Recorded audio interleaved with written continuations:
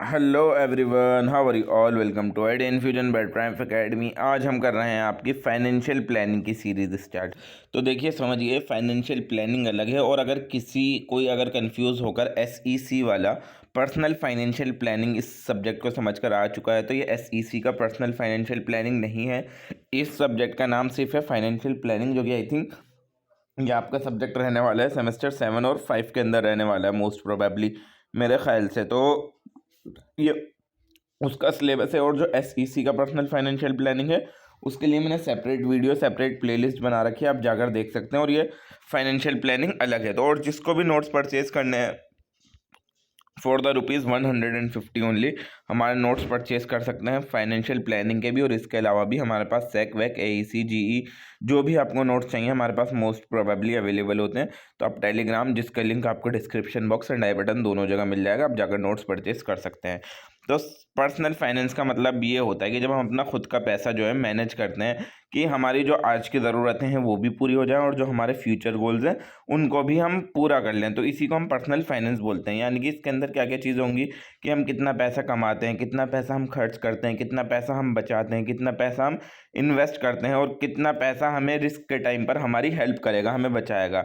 तो personal finance इन्हीं सवालों का जवाब देता है कि मैं कितना पैसा कमाता हूँ, क्या मैं अपने पैसों को वाइजली तरीके से इस्तेमाल करता हूँ या नहीं करता, और मैं किस तरीके से सेव कर रहा हूँ या फिर इन्वेस्ट कर रहा हूँ अपने फ्यूचर के लिए, और एमरजेंसीज और रिटायरमेंट के टाइम पर मैं प्लानिंग किस तरीके से करता हूँ। तो मेन एरियाज क्या क्या हैं पर्सनल फाइनेंस के।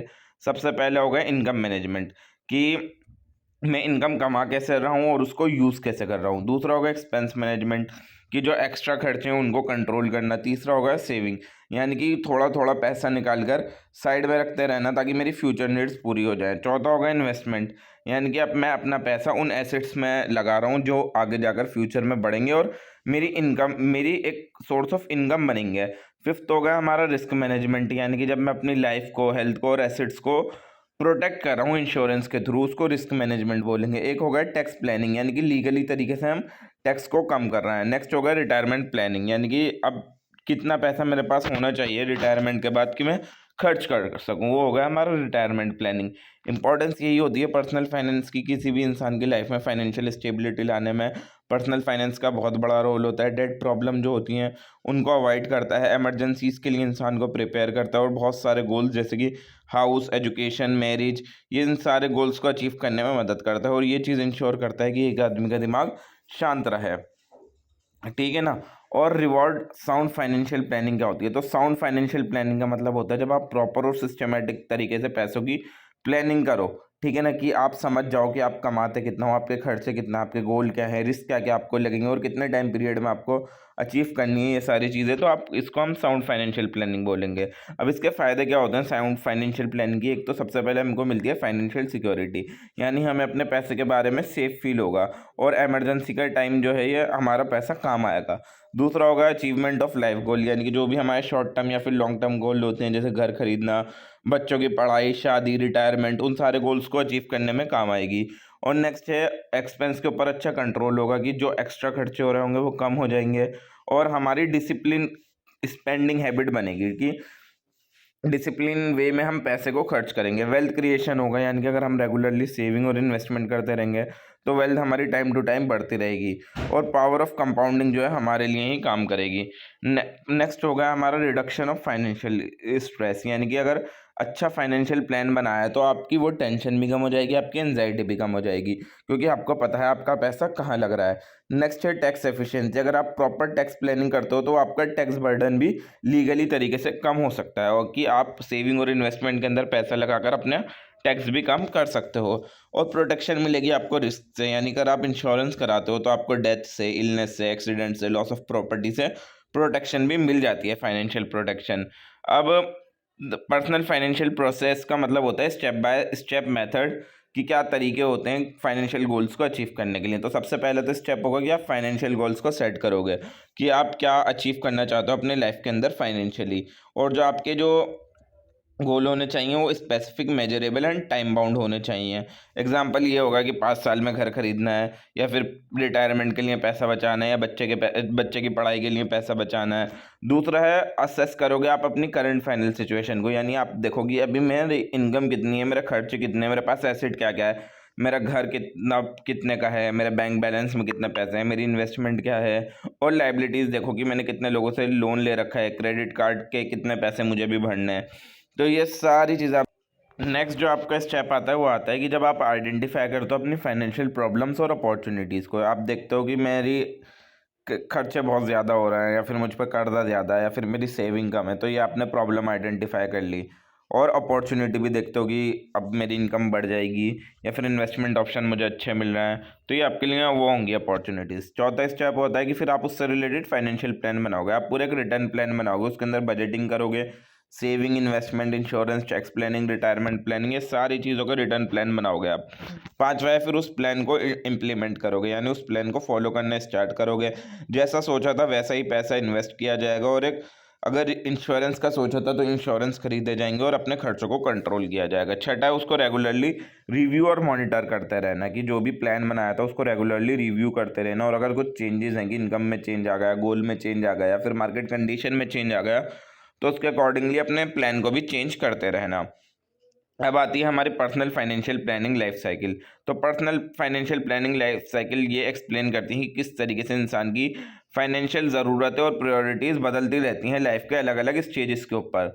तो स्टेजेस ये होते हैं personal financial planning life cycle के। एक होता है हमारा early career stage. Early career stage जो होता है वो 20 से लेकर 30 साल तक की उम्र के बीच में होता है आपका, ठीक है ना। यहाँ पर आपकी इनकम तो कम होती है बट वो बढ़ती रहती है, और रिस्पॉन्सिबिलिटीज़ भी कम होती हैं, यहाँ पर एनर्जी भी ज़्यादा होती है इंसानों के अंदर, और रिस्क लेने की एबिलिटी भी ज़्यादा होती है। फाइनेंशियल गोल्स ये होते हैं, यहाँ पर बजटिंग करोगे, इमरजेंसी फंड के लिए पैसा बचाना, बेसिक इंश्योरेंस खरीद लेना, और शुरुआत में ही पैसा इन्वेस्ट करना स्टार्ट कर देना। फोकस यहाँ ये होता है कि सेविंग हैबिट बनी रहे, इंसान लॉन्ग टर्म इन्वेस्टमेंट करे और अपने स्किल्स को डेवलप करे। फिर आता है फैमिली बिल्डिंग स्टेज, जो कि आपका 30 से 40 साल तक की उम्र में चलता है। यहाँ आपकी इनकम बढ़ जाती है, आपके बच्चे होते हैं, शादी होती है, और आपके खर्चे बढ़ जाते हैं। तो फाइनेंशियल गोल ये होते हैं कि बच्चों की पढ़ाई हो गई, घर खरीदना होगा, इंश्योरेंस लेना होगा, टैक्स कैसे पे करना है। फिर इसके अंदर मेन फोकस ये होता है कि आप एक बैलेंस इन्वेस्टमेंट करो, प्रॉपर लाइफ और हेल्थ इंश्योरेंस रखो, और लोन्स को अपने मैनेज करते रहो। थर्ड होता है हमारा पीक अर्निंग स्टेज, जो कि 40 से लेकर 50 साल तक की उम्र में चलता है। यहाँ पर आपकी इनकम लेवल जो है हाई हो जाती है, रिस्पॉन्सिबिलिटीज़ बहुत बढ़ जाती हैं, और रिस्क लेने की कैपेसिटी कम हो जाती है। फाइनेंशियल गोल्स ये होते हैं, यहाँ पर आप अपनी वेल्थ बढ़ाते हो, रिटायरमेंट प्लान करते हो, और अपने बच्चों की हायर एजुकेशन के लिए पैसा लगाते हो। और फोकस यही होता है कि आपका कर्जा कम हो जाए, रिटायरमेंट सेविंग बढ़ जाए, और आपको एक स्टेबल इन्वेस्टमेंट ऑप्शन मिल जाए। उसके बाद आता है हमारा प्री रिटायरमेंट स्टेज, जो कि 50 से लेकर 60 साल की उम्र के बीच में होता है। यहाँ पर जो होती है इनकम स्टेबलाइज होती है, या फिर कम होती है, स्लो होती है, और चिल्ड्रन जो है अब यहाँ पर आपके इंडिपेंडेंट बन गए हैं, वो खुद पैसा कमाने लगे हैं। और फाइनेंशियल गोल ये होता है कि आपको एक अच्छी रिटायरमेंट मिल जाए, सिक्योर रिटायरमेंट मिल जाए, और आपका कैपिटल जो है वो प्रोटेक्ट रहे। मेन फोकस ये होता है कि यहाँ पर आप लो रिस्क इन्वेस्टमेंट करते हो, पेंशन को प्लान करते हो, और हेल्थ इंश्योरेंस लेते हो। पांचवा हो गया आपका रिटायरमेंट स्टेज, जो कि 60 साल के बाद आता है। यहाँ कोई रेगुलर इनकम नहीं होती है, और यहाँ पर जो डिपेंडेंस होती है वो इंसान की उसकी सेविंग के ऊपर और पेंशन के ऊपर होती है। फाइनेंशियल गोल ये होते हैं कि यहाँ पर रेगुलर इनकम रहती है, कैपिटल सेफ्टी होती है, और मेडिकल एक्सपेंसेस होते हैं आपके। फोकस ये होता है, सेफ इन्वेस्टमेंट्स होती हैं आपके पास, स्टेट प्लानिंग करते हो, ज़मीन खरीदते हो, और अपने खर्चों को मैनेज करते हो प्रॉपरली। अब प्लान कैसे बनाते हैं कि आप अपने फाइनेंशियल गोल्स को अचीव कर सकें, यानी इसका मतलब ये होता है कि आप पहले से ही सोच के रख रहे हो कि आप अपनी इनकम, सेविंग और इन्वेस्टमेंट का किस तरीके से इस्तेमाल करोगे कि जो आपके गोल्स हैं वो आपके टाइम पीरियड के अंदर, जो आपने डिसाइड किया उस टाइम पीरियड के अंदर आपके गोल्स अचीव हो जाएं। फाइनेंशियल गोल्स ये होते हैं कि आप घर खरीदना है, आपको बच्चों की पढ़ाई है, शादी है, बिजनेस शुरू करना है, रिटायरमेंट प्लान करनी है, या फिर इमरजेंसी फंड चाहिए। तो ये सब होते हैं। तो स्टेप्स ये होते हैं कि इफेक्टिव फाइनेंशियल प्लान के लिए कि आप अपने फाइनेंशियल गोल्स को क्लियरली डिफाइन करो, और जो गोल्स होने चाहिए वो क्लियर और स्पेसिफिक होने चाहिए, कि आपको जैसे कि 5 लाख बचाने हैं अब बच्चे की पढ़ाई के लिए 5 साल के लिए, या फिर घर खरीदना है आपको 8 सालों में। तो ये जो गोल्स होते हैं वो 3 टाइप के होते हैं आपके। शॉर्ट टर्म, जो कि 1 से 3 साल में आपको अचीव करना हो, मीडियम टर्म जो कि 3 से 7 साल में अचीव करना हो, लॉन्ग टर्म जो 7 साल से ज़्यादा में अचीव करना हो। दूसरा होता है उन फाइनेंशियल गोल्स को प्रायोरिटाइज करो, यानी कि हर गोल जो है आपकी लाइफ के अंदर इक्वली इंपॉर्टेंट नहीं होता। आपको प्रायोरिटी देनी है सबसे पहले अपनी बेसिक नीड्स को, कि आपके पास खाना हो, घर हो, पढ़ाई हो। आप सबसे पहले आपको इस चीज़ पे ध्यान देना है। फिर दूसरा रखना है आपका इमरजेंसी फंड, इमरजेंसी के टाइम पे जो पैसा काम आएगा। तीसरा रखना है आपको इंश्योरेंस प्रोटेक्शन। चौथी रखनी है आपको अपनी लॉन्ग टर्म गोल, जो कि आपके रिटायरमेंट के टाइम पर काम आएगा। इस तरीके से आपको अपने पैसे को प्रॉपर्ली एलोकेट करना है। तो एनालाइज करो आप, फिर उसके बाद अपनी अपनी फिलहाल की फाइनेंशियल पोजीशन, एक सिंपल स्टेटमेंट देखो अपनी की इनकम कितनी है, आपकी खर्चे कितने हो रहे हैं, सेविंग कितनी है, एसेट्स कितने हैं, लाइबिलिटीज़ कितनी है। इससे आपको ये पता लगेगा कि आपके पास पैसा कितना है और आप कितना बचा सकते हो और कितना इन्वेस्ट कर सकते हो। और फ्यूचर कॉस्ट ऑफ गोल्ड देखो, यानी कि फ्यूचर कॉस्ट देखो, क्योंकि महंगाई बढ़ती जा रही है। यानी कि आज जो कोर्स 5 लाख रुपए का आपको मिल रहा है, वो 5 साल बाद अगर देखोगे तो वो 5 लाख का नहीं होगा, वो बढ़ जाएगा। तो जो प्लान बनाने चाहिए वो इन्फ्लेशन को, महंगाई को ध्यान में रखकर बनाने चाहिए। और उसके बाद एक अच्छा इन्वेस्टमेंट ऑप्शन चूज करो, कि टाइम पीरियड के हिसाब से, रिस्क कैपेसिटी के हिसाब से और गोल के हिसाब से एक अच्छा इन्वेस्टमेंट ऑप्शन देखो। शॉर्ट टर्म के लिए आप क्या कर सकते हो, सेविंग अकाउंट, एफडी अकाउंट में पैसे डाल सकते हो। लॉन्ग टर्म गोल्स के लिए म्यूचुअल फंड या फिर पेंशन प्लान में आप पैसा डाल सकते हो। और उसके बाद है बजट बनाओ अपना एक, यानी कि अगर आप जो आपका बजट होगा उससे आपके खर्चे कंट्रोल होंगे, आपकी सेविंग बढ़ेगी और जितनी अननेसेसरी स्पेंडिंग है वो आपकी कम हो जाएंगी। तो जो आपका बजट होना चाहिए उसके अंदर आपके फिक्स्ड एक्सपेंसेस होने चाहिए, वेरिएबल एक्सपेंसेस होने चाहिए, सेविंग और इन्वेस्टमेंट होनी चाहिए। फिर उसके बाद जो उस फाइनेंशियल प्लान को इम्प्लीमेंट कर दो, यानी इन्वेस्ट करना स्टार्ट कर दो और सेव करना स्टार्ट कर दो जैसा कि प्लान में था। और डिसिप्लिन से उसको फॉलो करो, और अगर कोई डीले है उसको अवॉइड करो, और ऑटोमेट कर दो अपनी सेविंग्स को अगर पॉसिबल है तो, कि रेगुलरली इतना पैसा बचाना ही बचाना है। फिर रिव्यू करते रहो और रिवाइज करते रहो प्लान को, यानी कि फाइनेंशियल प्लान जो है वो रिव्यू करते रहने चाहिए रेगुलरली, क्योंकि इनकम बदलती रहती है, खर्चे बढ़ते रहते हैं और गोल्स भी बदलते रहते हैं और मार्केट कंडीशन भी बदलती रहती है। तो रेगुलरली अगर आप रिव्यू करोगे तो सक्सेसफुल हो पाओगे, अदरवाइज नहीं हो पाओगे। तो इंपॉर्टेंस यही है प्लानिंग के लिए फाइनेंशियल गोल्स की, कि आपके गोल अचीवमेंट में मदद करती है, आपके ऊपर स्ट्रेस कम करती है, आपकी सेविंग हैबिट को बढ़ाती है, फाइनेंशियल डिसिप्लिन को इंश्योर करती है और आपको फाइनेंशियल सिक्योरिटी प्रोवाइड करती है। अब कॉमन मिसकॉन्सेप्शंस क्या क्या हैं फाइनेंशियल प्लानिंग के बारे में। मिसकॉन्सेप्शन का मतलब होता है कि रॉन्ग बिलीव्स या फिर मिसअंडरस्टैंडिंग्स क्या क्या हैं लोगों को फाइनेंशियल प्लानिंग के बारे में, यानी कि किस वजह से लोग अपने फाइनेंस को प्रॉपरली प्लान नहीं करते। तो कॉमन मिसकॉन्सेप्शंस में सबसे पहला आता है कि फाइनेंशियल प्लानिंग जो है वो सिर्फ अमीर लोगों के लिए है। तो फाइनेंशियल प्लानिंग ऐसा नहीं है, वो हर किसी इंसान के लिए बराबर है, ठीक है ना। अमीर लोगों के लिए नहीं है, अगर कोई इंसान गरीब भी है, कम इनकम भी है, तो उसके लिए भी फाइनेंशियल प्लानिंग उतनी ही इंपॉर्टेंट है जितनी कितनी किसी अमीर आदमी के लिए। दूसरा है, लोग ये सोचते हैं कि फाइनेंशियल प्लानिंग की ज़रूरत पड़ती है सिर्फ बुढ़ापे में। तो फाइनेंशियल प्लानिंग जितनी आप लाइफ के अंदर पहले स्टार्ट करोगे उतनी ही आप सेविंग्स और कंपाउंडिंग के बेनिफिट्स ले पाओगे। तीसरा दे रखा है कि जो इन्वेस्टमेंट है वही आपकी फाइनेंशियल प्लानिंग होती है। तो फाइनेंशियल प्लानिंग के अंदर आपकी बजटिंग भी आएगी, सेविंग भी, इंश्योरेंस भी, टैक्स प्लानिंग, रिटायरमेंट प्लानिंग। तो इन्वेस्टमेंट जो है सिर्फ एक पार्ट होगा उसका, वो पूरी वो चीज़ नहीं होगी। इसके अंदर ये है कि एक इंसान ये सोचता है कि मैं तो कमाता ही कम हूँ तो प्लानिंग पॉसिबल ही नहीं है। तो अगर आपकी इनकम भी कम है ना, तब भी आप क्या कर सकते हो, आप अपने खर्चों को कंट्रोल कर सकते हो और रेगुलरली कुछ ना कुछ अमाउंट सेव कर सकते हो और डेट को अवॉइड कर सकते हो। पांचवा है, इंश्योरेंस एंड इन्वेस्टमेंट आप सेम टाइम पे कर सकते हो, कि इंश्योरेंस जो होती है वो प्रोटेक्शन के लिए होती है और इन्वेस्टमेंट होती है वेल्थ बढ़ाने के लिए। दोनों का अलग अलग पर्पस होते हैं। तो फाइनेंशियल प्लानिंग कोई कोई सोचते हैं कि बहुत ज़्यादा कॉम्प्लिकेटेड है, तो फाइनेंशियल प्लानिंग कॉम्प्लिकेटेड नहीं है, अगर आप सिंपल है, अगर आप इसको स्टेप बाय स्टेप करते हो, बेसिक बजटिंग और सेविंग जो है आप करने स्टार्ट कर दो, आपको मुश्किल नहीं लगेगा। सातवां, लोग ये सोचते हैं कि फाइनेंशियल प्लानिंग से हमें यूं ही रिजल्ट मिल जाएगा, तो फाइनेंशियल प्लानिंग से क्विक रिजल्ट नहीं मिलते, ये लॉन्ग टर्म प्रोसेस होता है, इसके अंदर आपको सब्र चाहिए, डिसिप्लिन चाहिए। नेक्स्ट है, अगर आपने एक बार प्लान कर लिया तो उसके बाद कोई रिव्यू करने की ज़रूरत नहीं है। तो जो आपका फाइनेंशियल प्लान है वो उसको आपको रेगुलरली रिव्यू करता रहना है, क्योंकि अगर आपकी इनकम चेंज होती है, आपकी रिस्पॉन्सिबिलिटीज़ चेंज होती हैं, महंगाई बढ़ जाती है या फिर मार्केट कंडीशन चेंज हो जाती है, तो आप उसके अकॉर्डिंगली चेंज कर सको। अब ये मिसकंसेप्शन नुकसानदेह इस वजह से है क्योंकि ये आपको डीले कर देती हैं फाइनेंशियल प्लानिंग स्टार्ट करने में, कि बाद में करूँगा, कल करूँगा, परसों करूँगा।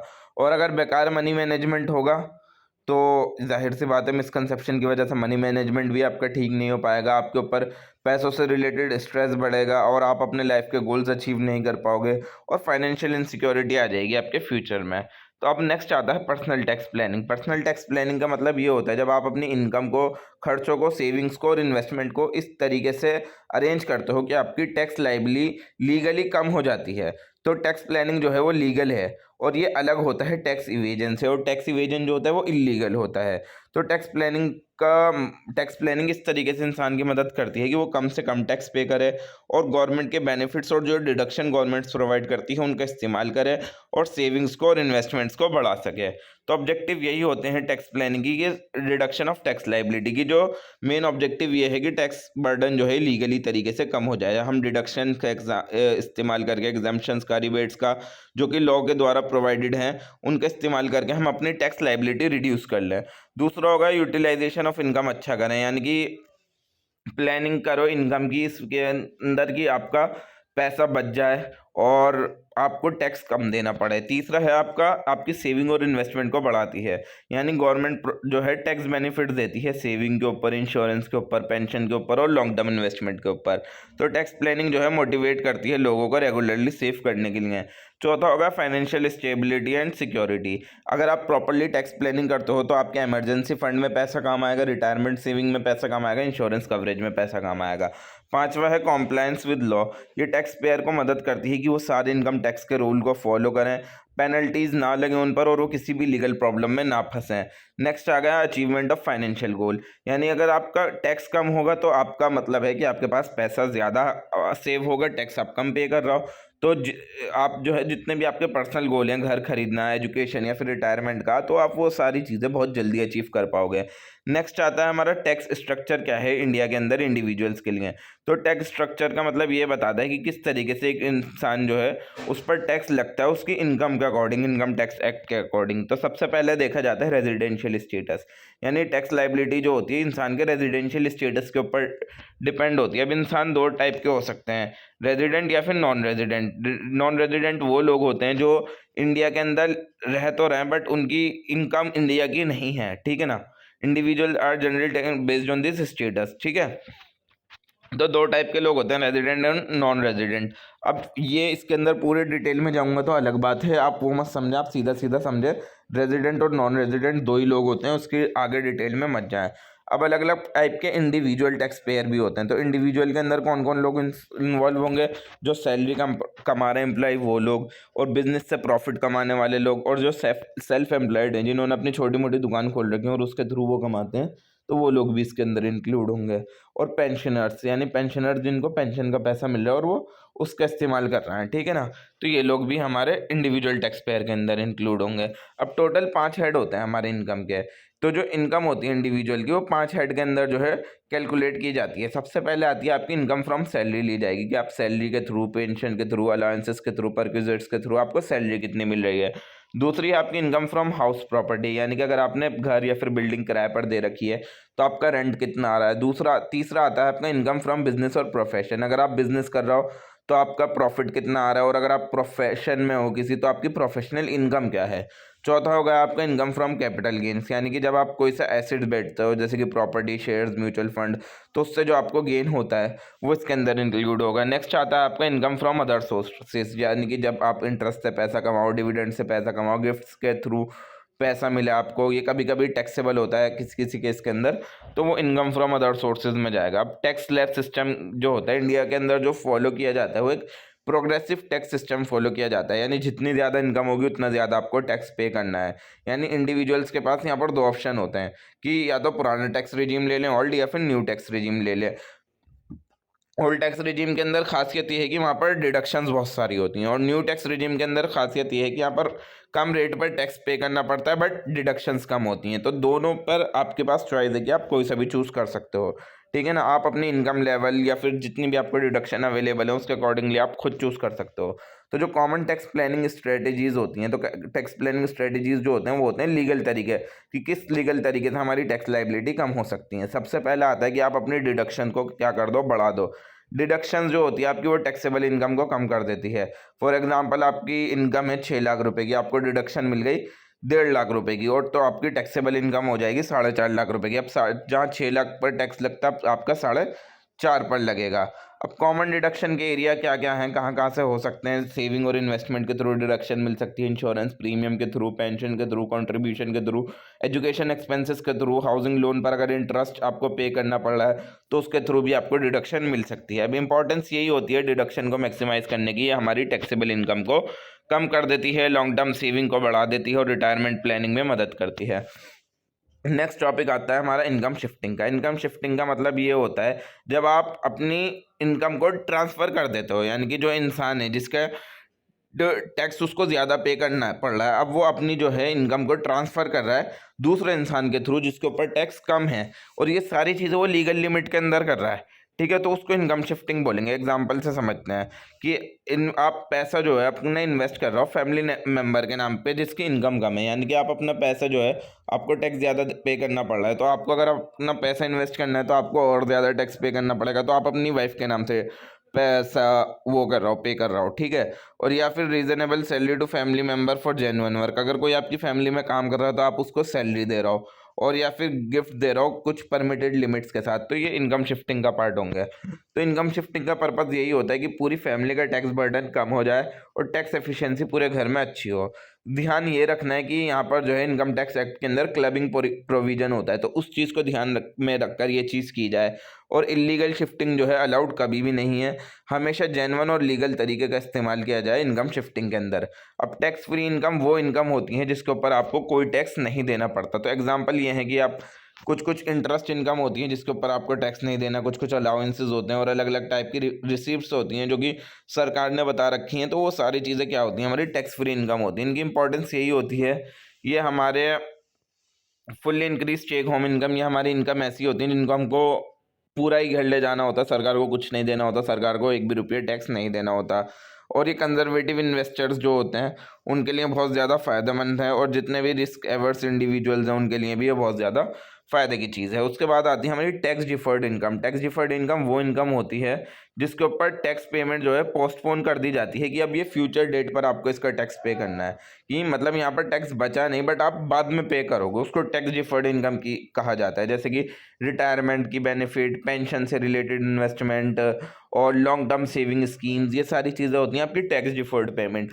फ़ायदे इसके ये होते हैं कि आपका पैसा जो है लॉन्गर टाइम के लिए बढ़ता जाता है और रिटायरमेंट प्लानिंग के लिए बहुत ज़्यादा काम आता है, और जो आपके बुढ़ापे के अंदर जो होगा कम टैक्स लाइबिलिटी आपकी बनेगी। जब आपकी इनकम कम होगी तो टैक्स लाइबिलिटी कम बनेगी, ठीक है? So that is all for today guys. Video पसंद आई हो तो वीडियो को लाइक करें, चैनल को सब्सक्राइब करें और बने रहें एड इन्फ्यूजन के साथ। मैं मिलता हूँ आपसे नेक्स्ट वीडियो में यूनिट नंबर 2 के साथ फाइनेंशियल प्लानिंग के, और जिसको भी नोट्स परचेज करने हैं for the ₹150 only, description and I button दोनों जगह आपको टेलीग्राम का लिंक मिल जाएगा, आप जाकर नोट्स परचेज कर सकते हैं। Thank you so much for watching. मिलते हैं नेक्स्ट वीडियो में यूनिट नंबर 2 के साथ। Hello everyone, how are you all, welcome to idea infusion by triumph academy. आज हम कर रहे हैं आपका unit number 2 of the subject financial planning. तो करते हैं आज की वीडियो के स्टार्ट बिना किसी देरी के। जिस किसी को भी नोट्स परचेज करने हैं for the ₹150 only, description box and I button दोनों जगह आपको टेलीग्राम का लिंक मिल जाएगा, आप जाकर नोट्स परचेज कर सकते हैं। अब लाइफ इंश्योरेंस जो होता है एक कॉन्ट्रैक्ट होता है एक किसी भी इंसान और एक इंडिविजुअल और एक इंश्योरेंस कंपनी के बीच में। यानी कि यहाँ पर जो इंडिविजुअल होता है यानी कि जो पॉलिसी होल्डर होता है वो रेगुलर प्रीमियम पे करता रहता है, और जो इंश्योरेंस कंपनी होती है वो ये प्रॉमिस करती है कि हम आपको एक लमसम अमाउंट देंगे, यानी एक सम अश्योर्ड है वो हम आपको देंगे नॉमिनी को, अगर आपकी पॉलिसी होल्डर जो है अगर उसकी डेथ हो गई तो, या फिर अगर मैच्योरिटी हो गई उस पॉलिसी की तो तो इसको हम बोलते हैं लाइफ इंश्योरेंस। मेन इसका पर्पज़ यही होता है कि एक इंसान की फैमिली को फाइनेंशियल सिक्योरिटी मिल जाए, अगर उसकी अनएक्सपेक्टेड डेथ हो जाती है तो उसकी फैमिली को एक तरीके से फाइनेंशियल सपोर्ट मिल जाए, उसके लिए हमारा लाइफ इंश्योरेंस होता है। ये उसकी वेल्थ क्रिएशन में काम आता है, ठीक है ना? तो बेनिफिट्स यही होंगे लाइफ इंश्योरेंस की कि अलग अलग बेनिफिट्स प्रोवाइड करता है ये, फाइनेंशियल भी और नॉन फाइनेंशियल भी। फाइनेंशियल बेनिफिट्स के अंदर आएंगे कि आपको प्रोटेक्शन मिलेगा अगेंस्ट इनकम लॉस, यानी कि अगर मेन अर्निंग मेंबर जो था फैमिली के अंदर उसी की डेथ हो जाती है तो लाइफ इंश्योरेंस से जो है फैमिली को फाइनेंशियल सपोर्ट मिल जाएगा। दूसरी होगी डेप्ट प्रीपेमेंट, यानी कि जितने भी आउटस्टैंडिंग लोन होंगे, मॉर्गेजेस होंगे या फिर कर्जा होगा वो आप इंश्योरेंस का मनी का इस्तेमाल करके चुका सकती है फैमिली। तीसरा है सेविंग एंड इन्वेस्टमेंट। कुछ कुछ पॉलिसीज़ होती हैं जैसे एंडोमेंट या फिर यूलिप पॉलिसी, ये इंश्योरेंस को इन्वेस्टमेंट के साथ कंबाइन कर देती है। टैक्स बेनिफिट्स होते हैं यानी कि प्रीमियम जो आप पे करते हो और बेनिफिट्स जो होते हैं बहुत सारे टैक्स एग्जेम्प्ट होते हैं इनकम टैक्स एक्ट के अंदर, कि उसके ऊपर आपको कुछ टैक्स ही नहीं पे करना। और रिटायरमेंट की प्लानिंग भी कर सकते हो। कुछ कुछ लाइफ इंश्योरेंस पॉलिसीज़ जो हैं आपको रेगुलर इनकम प्रोवाइड करते रहती हैं रिटायरमेंट के बाद भी। नॉन फाइनेंशियल बेनिफिट ये होंगे कि इंसान का दिमाग शांत रहता है, उसको पता है कि मेरी फैमिली जो है फाइनेंशियली सिक्योर है। अगर किसी की डेथ भी हो गई तो उसकी वजह से उसको अगर मेरी डेथ भी हो गई तो उस वजह से वो स्ट्रेस नहीं लेता। दूसरा है फाइनेंशियल डिसिप्लिन, यानी कि अगर वो रेगुलरली प्रीमियम पे करता रहता है तो उसकी सेविंग करने की हैबिट बन जाती है। नेक्स्ट आ गया रिस्क मैनेजमेंट। ये आपको एक सेफ्टी नेट की तरीके से काम करते हैं इंश्योरेंस। अगर कुछ भी अनसर्टेन इवेंट होता है तो ये एक सेफ्टी नेट के तरीके से आपकी लाइफ के अंदर काम करेगा। अब evaluating need for life insurance देखते हैं। तो जो अमाउंट और टाइप होता है इंश्योरेंस का वो हर इंसान के ऊपर डिपेंड करता है। हर किसी का अलग अलग होता है ये इंश्योरेंस की अमाउंट और टाइप। अब पहला होता है, सबसे पहला जो रीज़न है जो कंसीडर किया जाता है वो देखा जाता है फाइनेंशियल डिपेंडेंट, यानी कि आपकी फैमिली में आपकी इनकम के ऊपर कितने लोग जो हैं आपकी इनकम के ऊपर डिपेंडेंट हैं, यानी आपकी बीवी, बच्चे, बूढ़े माँ बाप जो हैं या फिर जो भी हैं, जो भी आप लोगों के ऊपर डिपेंडेंट हैं। यानी जितने ज़्यादा किसी भी इंसान के ऊपर डिपेंडेंट होंगे उतनी ही ज़्यादा उसका इंश्योरेंस कवरेज होगा। और दूसरा होगा इनकम रिप्लेसमेंट, यानी जो इंश्योरेंस है वो जो है रिप्लेस करना चाहिए आपकी लॉस्ट इनकम को। अगर कोई भी इंसान मर जाता है तो जो उसकी इनकम आती थी वही रेगुलरली इनकम का सोर्स बन जाए, जो उसका इंश्योरेंस का अमाउंट है। ठीक है, तो अगर जो भी आपकी इनकम है महीने के लिए, अगर आपके इंश्योरेंस की लमसम अमाउंट जो है उससे 10 या 15 गुना है, आप अगर 15,000 कमाते थे फॉर एग्जांपल मैं दे रहा हूँ, और इंश्योरेंस की अमाउंट आपकी 1.5 लाख या 2 लाख है, तो उस अमाउंट को हम एडिक्वेट समझेंगे। नेक्स्ट है आउटस्टैंडिंग डेट एंड लाइबिलिटीज़, यानी लोन, मॉर्टगेजेस, क्रेडिट कार्ड डेट, इन सारी चीज़ों को कंसीडर करके प्रीमियम लिया जाता है। और लाइफ इंश्योरेंस जो होता है वो ये इंश्योर करता है कि बिना किसी फैमिली के ऊपर बर्डन डाले ये उनको पेड ऑफ कर दें। चौथा हो गया education and marriage of children, यानी आप फ्यूचर एक्सपेंसेस भी कंसीडर करके चलो कि आपको अपने बच्चों की पढ़ाई करनी है, शादी करनी है, तो ये इन सारी चीज़ों का भी देख के ध्यान रखा जाएगा। पाँचवा होता है life style and living expenses, कि आप डे टू डे कितनी कैसी लाइफ जी रहा हो, ठीक है ना, जो जो और आपकी फैमिली कैसी लाइफ जी रही है उस चीज़ का भी ध्यान रखे किसी इंसान से लाइफ इंश्योरेंस प्रीमियम लिया जाता है। छठा होगा इन्फ्लेशन, यानी फ्यूचर कॉस्ट जो बढ़ जाएगी हमारी महंगाई की वजह से, तो इंश्योरेंस कवरेज जो है वो उसका भी ध्यान रखना चाहिए, उसे महंगाई का भी ध्यान रखना चाहिए। नेक्स्ट आ गया हमारा एग्जिस्टिंग एसेट्स एंड सेविंग, जैसे आपकी सेविंग्स हो गई, फिक्स डिपॉजिट हो गई, पेंशंस हो गई, और दूसरी भी जितनी भी इन्वेस्टमेंट होती हैं, ये जितनी भी आपकी एडिशनल इंश्योरेंस की ज़रूरत होती है उसको कम कर देती है। नेक्स्ट आता है हमारा determining the right amount of life insurance.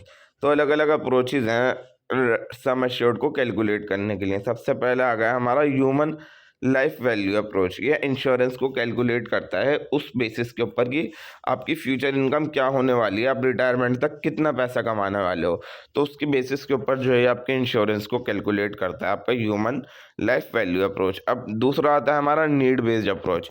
यहाँ पर जो है इंश्योरेंस जो कैलकुलेट किया जाता है वो इस हिसाब से किया जाता है कि आपकी फैमिली को फ्यूचर के अंदर क्या क्या चीज़ों की ज़रूरत रहने वाली है, कि आपको कर्जा चुकाना है, या फिर बच्चों की पढ़ाई करनी है, शादी करनी है, या फिर रिटायरमेंट हो जाएगी ये स्पाउस की तो उसका खर्चा देखना है, इमरजेंसी के लिए पैसा बचाना है। तो सम एश्योर्ड जो होता है वो ये इसके बराबर होता है कि टोटल प्रोजेक्ट की नीड क्या है, अगर उसमें से आप करंट एसेट्स हटा देते हो तो आपका सम एश्योर्ड निकल जाता है। अब multiple multiple of income approach होता है। ये कोई एस्टिमेट होता है कि यानी कि जो आपका इंश्योरेंस होता है वो आपकी एनुअल इनकम का 10 या 15 गुना होता है। जैसे मैंने ऊपर 15,000 और 1.5 लाख वाला एग्जांपल दिया, यानी यहाँ पर आपको इनकम रिप्लेसमेंट की एक कवरेज मिल जाती है, एक बेसिक कवरेज मिल जाती है। नेक्स्ट होता है हमारा कवरेज फॉर स्पेशल एक्सपेंसेस। कुछ कुछ खर्चे ऐसे होते हैं जैसे कि होम लोन का, मेडिकल इमरजेंसीज का, या फिर बिजनेस ऑब्लिगेशन का, इसके लिए आपको एक्स्ट्रा कवरेज भी लगता है। अब नेक्स्ट आता है choosing the right life insurance policy. ठीक है, अब आप कैसे एक राइट लाइफ इंश्योरेंस पॉलिसी का चूज कर सकते हो, तो इन इन चीज़ों के ऊपर जो है आपकी लाइफ इंश्योरेंस पॉलिसी जो है डिपेंड होती है। एक होगा आपका फाइनेंशियल गोल क्या है, आपको अचीव क्या करना है, आपके ऊपर इनकम क्या है आपकी, और आपकी फैमिली रिस्पॉन्सिबिलिटीज़ क्या क्या हैं, आप कितना रिस्क ले सकते हो, और कितने टाइम में आपको पैसा बनाना है, शॉर्ट टर्म में बनाना है या लॉन्ग टर्म में बनाना है। तो इंश्योरेंस पॉलिसीज़ जो होती है वो कवरेज, ड्यूरेशन, रिटर्न और फ्लेक्सिबिलिटी की फॉर्म में जो है अलग अलग होती हैं। नेक्स्ट आता है अब हमारा टर्म लाइफ इंश्योरेंस। ये आपको प्योर प्रोटेक्शन देता है फिक्स्ड टाइम पीरियड के लिए, यानी कि यहाँ पर जो आपको सम अश्योर्ड तभी मिलेगा पॉलिसी होल्डर को अगर वो उन्हीं टर्म के बीच में मर जाता है। तो अगर पॉलिसी होल्डर जिंदा रहा तब कोई मैच्योरिटी बेनिफिट पॉलिसी होल्डर को नहीं मिलने वाला। फीचर्स इसके ये होते हैं कि ये बहुत ज़्यादा अफोर्डेबल प्रीमियम होता है इसका, और ये स्पेसिफिक टर्म के लिए रखा जाता है। कोई इंसान 10 साल के लिए, 20 साल के लिए, 30 साल के लिए बनवाता है, और यहाँ पर कोई इन्वेस्टमेंट का कंपोनेंट नहीं होता। फ़ायदे इसके यही होते हैं कि कवरेज अच्छी मिल जाती है कम पैसों के ऊपर, सिंपल है और इजी टू अंडरस्टैंड, और बेस्ट इनकम रिप्लेसमेंट के लिए। कमियाँ यही है, यहाँ पर कोई सेविंग या फिर मेच्योरिटी बेनिफिट नहीं मिलता, और कवरेज ख़त्म हो जाती है अगर प्रीमियम नहीं पे किया जाता। नेक्स्ट है हमारा whole life insurance. Whole life insurance जो होता है कवरेज देता है आपको सारी ज़िंदगी भर के लिए पॉलिसी होल्डर को, और ये सम अश्योर्ड देता है किसी भी इंसान की डेथ के ऊपर। अगर डेथ हो जाती है तब मिलती है आपको, ठीक है ना। और आपको जो यहाँ पर कैश वैल्यू है वो टाइम टू टाइम बढ़ती रहती है। खासियत इसकी यही है कि लाइफ टाइम प्रोटेक्शन मिल जाएगी आपको।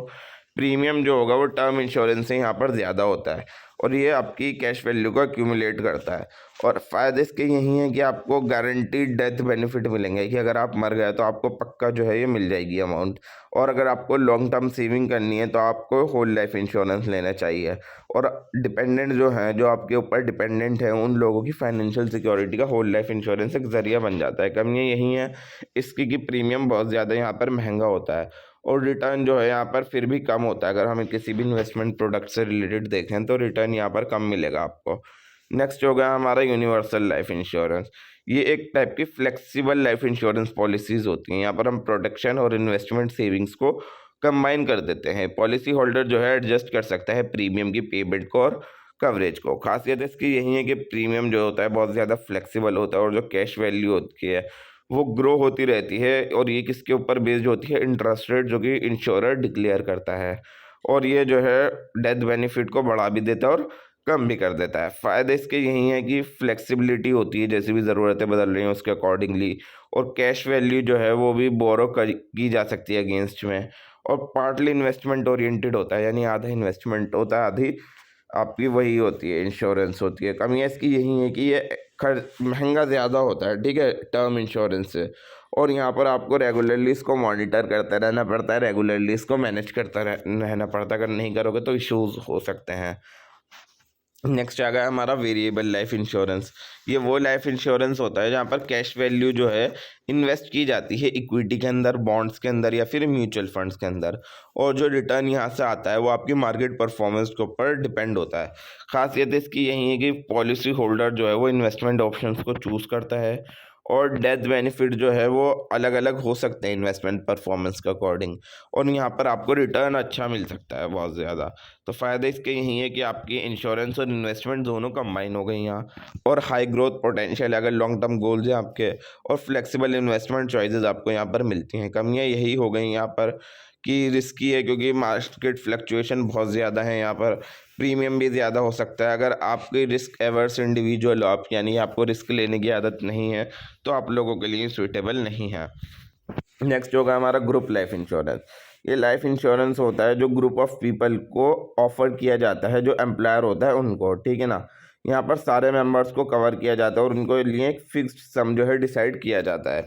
खासियत इसकी यही होती है कि प्रीमियम जो पे करता है वो एम्प्लॉयर या फिर एम्प्लॉयर दोनों मिलकर करते हैं, और यहाँ पर जो कवरेज होती है वो आपकी सैलरी से लिंक्ड होगी, और जो पॉलिसी टर्म होती हैं वो एम्प्लॉयमेंट पीरियड के साथ कोइंसाइड करती हैं। यहाँ पर फ़ायदे इसके यही हैं, अफोर्डेबल और कन्वीनियंट है बहुत ज़्यादा। बेसिक प्रोटेक्शन मिल जाती है एम्प्लॉयज़ को, कोई मेडिकल टेस्ट की ज़रूरत नहीं होती यहाँ पर ज़्यादातर, ठीक है, बहुत सारे केसेस में। कमियाँ इसकी यही है कि कवरेज जो होती है यहाँ पर पूरी नहीं बैठ पाती किसी भी इंसान की ज़रूरतों के अकॉर्डिंगली। और अगर एम्प्लॉयमेंट आपकी उस ऑर्गेनाइजेशन के अंदर ख़त्म हो जाती है, आपने अगर वहाँ से जॉब छोड़ दी, तो आपकी ये इंश्योरेंस पॉलिसी भी वहाँ की हट जाएगी, और आपका कंट्रोल नहीं होता वहाँ के पॉलिसी फीचर्स के ऊपर, ठीक है। उसके अलावा जो स्पेशल पर्पस लाइफ पॉलिसीज़ आती हैं वो आती है आपकी एंडोमेंट पॉलिसीज़। एंडोमेंट पॉलिसीज़ के अंदर आपकी इंश्योरेंस और सेविंग दोनों को कंबाइन किया जाता है, और यहाँ पर आपको एक सम अश्योर्ड मिल जाता है, या तो डेथ के ऊपर आपकी, या फिर अगर मैच्योरिटी पीरियड आ गया आपका तब आपको एक सम अश्योर्ड मिल जाएगा। और ये जब आपको लॉन्ग टर्म के लिए करनी होती है, लॉन्ग टर्म के फाइनेंशियल गोल हैं, तब आपके लिए एंडोमेंट पॉलिसी बेस्ट है। दूसरी होती है मनी बैक पॉलिसी, यानी यहाँ पर आपको जो है ना पीरियोडिक सर्वाइवल बेनिफिट मिलते हैं पॉलिसी टर्म के दौरान, यानी बीच बीच में आपको पैसा मिलता रहता है, ठीक है। और जो बचा हुआ पैसा होता है एक्स्ट्रा वाला, वो आपको आपकी डेथ के ऊपर या फिर मैच्योरिटी के ऊपर मिल जाएगा। और अगर आपको रेगुलरली पैसों की बीच बीच में ज़रूरत होती रहती है तो उसके लिए मनी बैक पॉलिसी बढ़िया है। नेक्स्ट आती है हमारी चिल्ड्रन पॉलिसी। ये बच्चों की शादी और बच्चों के पढ़ाई के लिए बनाई गई है चिल्ड्रंस पॉलिसी। यहाँ पर आपको किसी भी पर्टिकुलर एज के ऊपर या फिर किसी भी पर्टिकुलर इवेंट के ऊपर आपको एक लमसम अमाउंट मिल जाता है जो आप ले सकते हो। नेक्स्ट आती है हमारी पेंशन या फिर एन्युइटी प्लान। यहाँ पर जो है ना, ये आपको रिटायरमेंट के बाद जो है एक रेगुलर इनकम का जरिया मिल जाता है, ठीक है ना। ये इमीडिएट भी हो सकती है और डिफर्ड भी हो सकती है। यहाँ पर ये चीज़ इंश्योर की जाती है कि फाइनेंशियल सिक्योरिटी मिल जाए आपको बुढ़ापे के अंदर। नेक्स्ट आ गया हमारा टर्म राइडर या फिर एक्सीडेंटल राइडर। ये ऑप्शनल बेनिफिट होता है जो बेसिक लाइफ इंश्योरेंस के ऊपर एक्स्ट्रा ऐड किया जाता है, ठीक है ना। और यहाँ पर आपकी जो है वो सारी चीज़ें कवर होंगी कि आपकी एक्सीडेंटल डेथ हो गई, क्रिटिकल इलनेस से कोई डेथ हो गई या फिर डिसेबिलिटी से कोई डेथ हो गई, तो ये सारी चीज़ें एडिशनली इंक्लूड की जाती हैं बेसिक लाइफ इंश्योरेंस के ऊपर।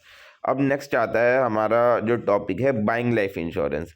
तो बाइंग लाइफ इंश्योरेंस जो है सिर्फ ऐसा नहीं है कि आपने कोई पॉलिसी चुन ली, यहाँ पर आपको पहले सारी इंश्योरेंस पॉलिसी का कंपैरिजन करना पड़ेगा, फिर उनमें से देखनी पड़ेगी बेस्ट कौन सी, उनको सेलेक्ट करना पड़ेगा और उससे रिलेटेड डिसीजन मेकिंग लेनी पड़ेगी, कितना पैसा हमें इन्वेस्ट करना है, कितना प्रीमियम देना है, कितना नहीं देना। तो स्टेप्स क्या क्या होते हैं लाइफ इंश्योरेंस के अंदर। सबसे पहले आप जो है सारे लाइफ इंश्योरेंस की जो है कॉस्ट को कंपेयर करो, उनकी खासियतों को कंपेयर करो। सबसे पहले आप क्या देखो, प्रीमियम्स देखो कि आपको कितना कितना पैसा किस किस पॉलिसीज़ के अंदर देना पड़ेगा। फिर उसके बाद कवरेज देखो कि आपको कहाँ से कितना सम एश्योर्ड ज़्यादा मिल रहा है, कि प्रीमियम तो दोनों का सेम है बट एक कंपनी ऐसी है जो हमें सम ज़्यादा दे रही है, सम एश्योर्ड ज़्यादा दे रही है दूसरी कंपनी के मुकाबले। तीसरी में पॉलिसी फीचर देखो, यानी कि ऑप्शंस देखो जैसे कि राइडर्स, फ्लेक्सिबिलिटी, मैच्योरिटी बेनिफिट्स, ये सारी खासियतें देखो कि किस उसके अंदर किस पॉलिसी के अंदर ये खासियतें पाई जाती हैं। फिर उसके बाद एक इंश्योरेंस कंपनी चूज़ करो, यानी एक ऐसी रेपुटेबल कंपनी देखो जो बहुत ज़्यादा फाइनेंशियली स्टेबल हो, उसका क्लेम सेटलमेंट रेशियो अच्छा हो, यानी कि जो भी उसके पास क्लेम आते हों वो उसको प्रॉपर्ली सेटल करती हो, प्रॉपर्ली पे करती हो, और वहाँ से जो है कस्टमर के जो रिव्यूज़ हैं वो पॉजिटिव हों, ठीक है, सब उस कंपनी को अच्छा ही बोलते हों। और फिर उसके बाद एक एजेंट या फिर एडवाइज़र को हायर करो, चूज़ करो, यानी कि वो आपको पॉलिसी की डिटेल्स को अच्छे से समझाएगा, आपकी एप्लीकेशंस को करेक्टली फिल करेगा और आपको क्लेम में लेने में मदद करता है वो जो एजेंट या फिर एडवाइज़र होता है।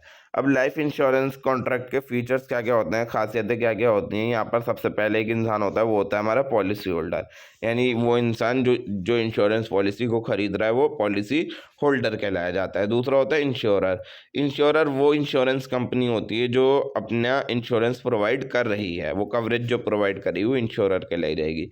प्रीमियम अमाउंट वो अमाउंट होता है जो एक पॉलिसी होल्डर इंश्योरेंस कंपनी को रेगुलरली पे करता रहता है, वो होता है प्रीमियम अमाउंट। सम अश्योर्ड वो होता है जो एक अमाउंट लास्ट के ऊपर या फिर डेथ के ऊपर या मैच्योरिटी के ऊपर जो है कंपनी किसी भी इंसान को देती है, वो सम अश्योर्ड कहलाया जाता है। बेनिफिशियरी वो इंसान होता है जिसको पेमेंट मिलती है डेथ के केसेस के अंदर, यानी कि एक हस्बैंड है, हस्बैंड की डेथ के ऊपर जो वाइफ को पैसा मिल रहा है तो वाइफ कहलाई जाएगी बेनिफिशियरी, ठीक है। और राइडर्स या फिर ऑप्शनल बेनिफिट्स ये होगा कि जो आपको एडिशनल प्रोटेक्शन मिलती है, जैसे कि एक्सीडेंट के ऊपर, क्रिटिकल इलनेस के ऊपर, ये राइडर या फिर ऑप्शनल बेनिफिट कहलाए जाते हैं। पॉलिसी टर्म होती है ड्यूरेशन ऑफ कवरेज, की कितनी कवरेज जो है उसने ली। फॉर एग्जांपल मिस्टर एम है, ठीक है ना, उन्होंने लाइफ इंश्योरेंस लिया तो एम मिस्टर हो गए पॉलिसी होल्डर, और उन्होंने लिया कंपनी टी से। कंपनी टी जो है इंश्योरेंस कंपनी है, तो उन्होंने इससे इंश्योरेंस लिया तो कंपनी टी हो गई इंश्योरर हमारी। और ये मिस्टर एम जो है हर महीने इनको फॉर एग्जांपल 100 रुपये दे रहा है एज अ प्रीमियम, तो जो ये अमाउंट इनको रेगुलरली दे रहे हैं वो हो गया प्रीमियम। और लास्ट के अंदर इसने बोला कि मैं आपको रुपये 1000 आपको दे दूंगी, टोटल 10,000 रुपये दूंगी, ठीक है ना, एज अ सम अश्योर्ड। तो जो कंपनी इसको अमाउंट देगी वो कहलाई जाएगी सम अश्योर्ड, ठीक है, आपकी डेथ के ऊपर। तो मिस्टर एम की डेथ के ऊपर मिसिस एन जो इनकी वाइफ हैं, उनको ये 10,000 रुपये मिलने वाले हैं। तो मिसिस एन कौन हो गई, हमारी बेनिफिशियरी हो गई। आई होप आप लोगों को समझ में आया होगा, ठीक है ना। और मिस्टर एम अगर इसके अंदर चाहे 50 रुपये ऐड करके ये सारी चीज़ें राइडर या फिर ऑप्शनल बेनिफिट जैसे एक्सीडेंटल डेथ, क्रिटिकल इलनेस भी बढ़ा सकते हैं। और ये जो इनको 10,000 मिलेंगे, ये इनको 10 साल बाद मिलेंगे आपके, ठीक है ना? तो ये 10 साल का टाइम जो हो गया वो पॉलिसी टर्म हो गया। आई होप आपको समझ में आया होगा ये एग्जाम्पल। नेक्स्ट आता है हमारा इंश्योरिंग हेल्थ, यानी इंपॉर्टेंस क्या है हेल्थ इंश्योरेंस कवरेज की। तो हेल्थ इंश्योरेंस जो है आपको प्रोटेक्शन देता है अगर कोई भी मेडिकल एक्सपेंसेस आपके आ जाते हैं, आपकी दवाइयों से रिलेटेड खर्चे आ जाते हैं उसके लिए। तो इम्पोर्टेंट इस वजह से है क्योंकि मेडिकल ट्रीटमेंट आज के टाइम में बहुत ज़्यादा महंगे हो गए हैं। फाइनेंशियल बर्डन जो है इमरजेंसीज के केस में कम करने में काम आता है, और आपको अच्छी हेल्थ केयर सर्विसेज मिल जाएँ उसमें आपकी मदद करता है। और अगर किसी भी इंसान को क्रिटिकल इलनेस हो गई, बहुत बड़ी बीमारी हो गई या फिर हॉस्पिटलाइज हो गया, तो उस टाइम पर ये पैसा जो है उस इंसान के काम आता है। अब हेल्थ इंश्योरेंस डिसीजन लेना क्या होता है, तो सबसे पहले आप जो है ये डिसाइड करते हो कि आपकी हेल्थ केयर की कॉस्ट कितनी आ रही है। आप अपनी करंट की हेल्थ कंडीशन देखो, फैमिली की अपनी मेडिकल हिस्ट्री देखो, अपनी लाइफ स्टाइल के रिस्क देखो कि आप क्या करते हो, स्मोकिंग करते हो, शराब पीते हो, क्या करते हो। और आप आज के टाइम में अगर कोई भी इंसान हॉस्पिटलाइज होता है तो उसका कितना खर्चा लगता है, या फिर अगर किसी की भी सर्जरी होती है तो उसका कितना खर्चा होता है, इन सारी चीज़ों की कॉस्ट को क्या करो, कैलकुलेट करो। फिर उसके बाद देखो कि अवेलेबल कवरेज कितना है रिसोर्सेज के लिए, ठीक है ना? अवेलेबल कवरेज और रिसोर्सेज कितने हैं अभी हमारे पास, यानी कि अभी देखो कि आपका जो एम्प्लॉयर है वो आपको कितना इंश्योरेंस दे रहा है, गवर्नमेंट स्कीम्स के थ्रू कितना इंश्योरेंस मिल रहा है, और आपकी पर्सनल सेविंग्स कितनी है इमरजेंसीज के केस में। फिर उसके बाद एक हेल्दी लाइफ इंश्योरेंस को चूज़ करो, यानी कि आप देखो कि प्रीमियम किसका अच्छा है, सम इंश्योर्ड कहाँ से ज़्यादा मिल रहा है, नेटवर्क किसका अच्छा है हॉस्पिटल्स का, और पॉलिसी एक्सक्लूजन और वेटिंग पीरियड कितना कितना है सबके अंदर, ठीक है? वो सारी चीज़ें ध्यान रख के आप चूज़ कर सकते हो। अब अलग अलग टाइप के आपके मेडिकल के खर्चे होते हैं जो इसके अंदर कवर होते हैं। सबसे पहले होता है हॉस्पिटलाइजेशन की कवरेज, यानी कि जब आप हॉस्पिटल में रुकते हो, आपकी सर्जरी होती है, जो भी आपका ट्रीटमेंट होता है वो इसके अंदर इंक्लूड होगा। दूसरा होता है सर्जिकल इंश्योरेंस, यानी कि अगर कोई आपकी सर्जरी हो रही है तो उससे रिलेटेड कॉस्ट इसके अंदर कवर होगी। तीसरा होता है क्रिटिकल इलनेस इंश्योरेंस, यानी कि लम सम जो होता है वो अगर आपको कोई भी सीरियस बीमारी हो गई जैसे कैंसर या हार्ट अटैक, तो उसके डायग्नोसिस के लिए वो क्रिटिकल इलनेस इंश्योरेंस काम आता है आपका। नेक्स्ट आता है हमारा पर्सनल एक्सीडेंट इंश्योरेंस। यहाँ पर आपके मेडिकल खर्चे जो कि एक्सीडेंट की वजह से हो गए वो सारे इंक्लूड होंगे। नेक्स्ट आता है हमारा मैटरनिटी एंड न्यूबॉर्न कवरेज, यानी कि अगर डिलीवरी हुई, बच्चा हुआ, आपके न्यूबॉर्न बेबी हुआ, तो उससे रिलेटेड जो भी पैसा आपका लग रहा है हॉस्पिटल के अंदर वो मैटरनिटी एंड न्यूबॉर्न कवरेज के अंदर में आ जाएगा, ठीक है ना? तो पॉलिसी प्रोविजन जो मेडिकल एक्सपेंसेस प्लान के लिए ये होते हैं, सबसे पहले होता है डिडक्टिबल्स। ये वो अमाउंट होती है जो पॉलिसी होल्डर जो है इंश्योरेंस होने से पहले जो है पे करता है, ठीक है ना? वो कहलाई जाती है डिडक्टिबल। और एक होती है कोपे।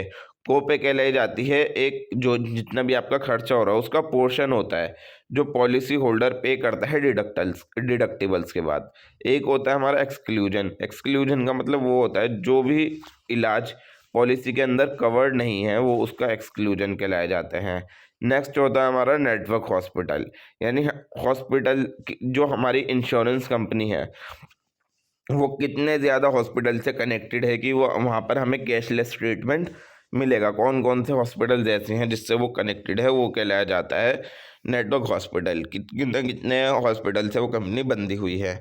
नेक्स्ट है हमारा रिन्यूएबिलिटी, यानी जो है आप अपनी जो पॉलिसी हो उसको रीन्यू भी करा सकते हो, उसको चेंज भी करा सकते हो और साल भर के अंदर या फिर ज़िंदगी भर के अंदर जब भी आपको चेंज कराना हो।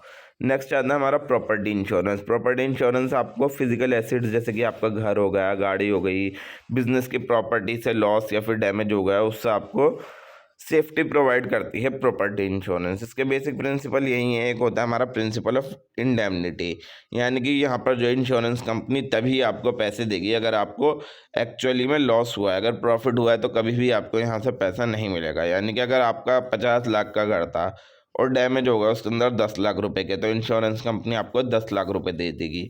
दूसरा होगा प्रिंसिपल ऑफ इंश्योरेबल इंटरेस्ट, यानी कि जो पॉलिसी होल्डर है उसका उस प्रॉपर्टी के अंदर इंटरेस्ट होना चाहिए। ऐसा नहीं होना चाहिए कि किसी की भी प्रॉपर्टी आस पड़ोसी की वो किसी का भी प्रॉपर्टी इंश्योरेंस ले ले। वो उसकी खुद की होनी चाहिए, ओन होनी चाहिए, या फिर उसका इंटरेस्ट होना चाहिए। इंटरेस्ट का मतलब कि खुद की नहीं है मगर वाइफ की है तो उसके रहते उसी में, तो उनका इंटरेस्ट है उसके अंदर।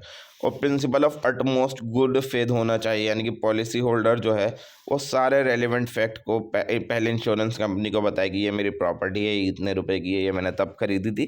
तो जितनी भी रिलेटेड इन्फॉर्मेशन है वो पूरी कंपनी को बतानी है। अब अलग अलग टाइप के एक्सपोजर होते हैं यानी रिस्क होते हैं जो यहाँ पर कवर्ड होते हैं। सबसे पहला होता है फायर या फिर नेचुरल डिजास्टर की, बाढ़ आ गई, आग लग गई, फ्लड आ गया, स्टॉर्म आ गया, तो उससे जो नुकसान होता है वो यहाँ पर कवर होता है। चोरी या फिर बर्गलरी से, यानी कि अगर चोरी वगैरह हो गई तो उससे जो नुकसान हुआ वो यहाँ कवर होगा। एक्सीडेंटल डैमेज, यानी कि अगर टूट गई प्रॉपर्टी या फिर नुकसान हो गया तो वो सारी चीज़ें इसके अंदर इंक्लूड होंगी।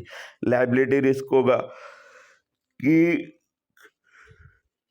लीगल रिस्पॉन्सिबिलिटी जो भी होती हैं, अगर आप और जो जो भी डैमेज हुए उसके लिए वो लायबिलिटी रिस्क के अंदर इंक्लूड होगी। नेक्स्ट होता है हमारा को इंश्योरेंस। को इंश्योरेंस का मतलब होता है जब लॉस बढ़ जाता है इंश्योरर और पॉलिसी होल्डर के बीच में, तो उसको को इंश्योरेंस कहलाया जाता है। यानी कि पॉलिसी जो है उसके अंदर आपकी 80% की प्रॉपर्टी की वैल्यू जो है वो कवर है, बट अगर पॉलिसी होल्डर जो है उसके अंदर फिर भी 20% का लॉस का खुद पे करेगा। मान लीजिए आपकी 10 लाख का नुकसान हुआ था 50 लाख की प्रॉपर्टी में आग लगने की वजह से, तो 8 लाख रुपए आपको कंपनी दे देगी, 2 लाख रुपए आपको खुद लगाने पड़ेंगे।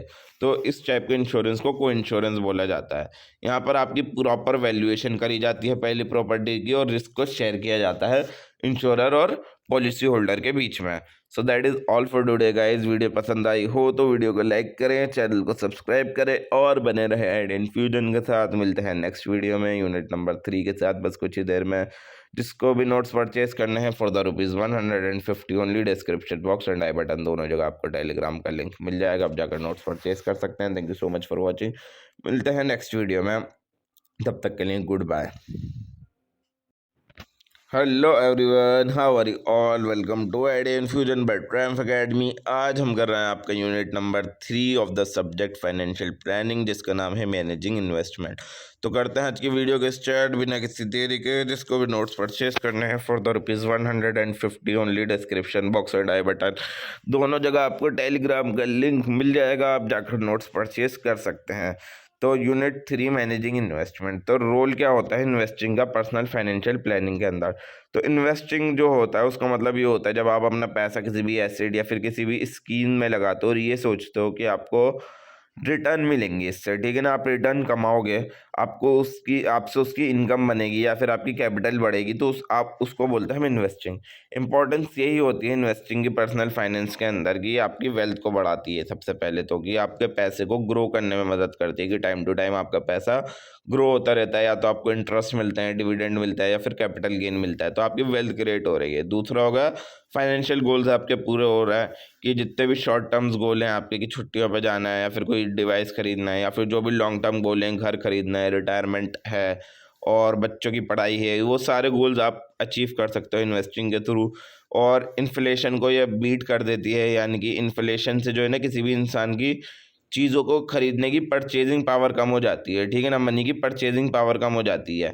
कि पहले जो एक चीज़ ₹5 में खरीदी जा सकती थी अब वो ₹10 में मिल रही है, तो वो इन्फ्लेशन की वजह से हुआ है, तो परचेजिंग पावर कम हो गई मनी की। तो इन्वेस्टिंग हमको हेल्प करती है कि हम अपने पैसे को बढ़ा पाएँ इन्फ्लेशन के टाइम पे, कि महंगाई भी बढ़ रही है और हमको भी अपने पैसे को बढ़ाने की ज़रूरत है।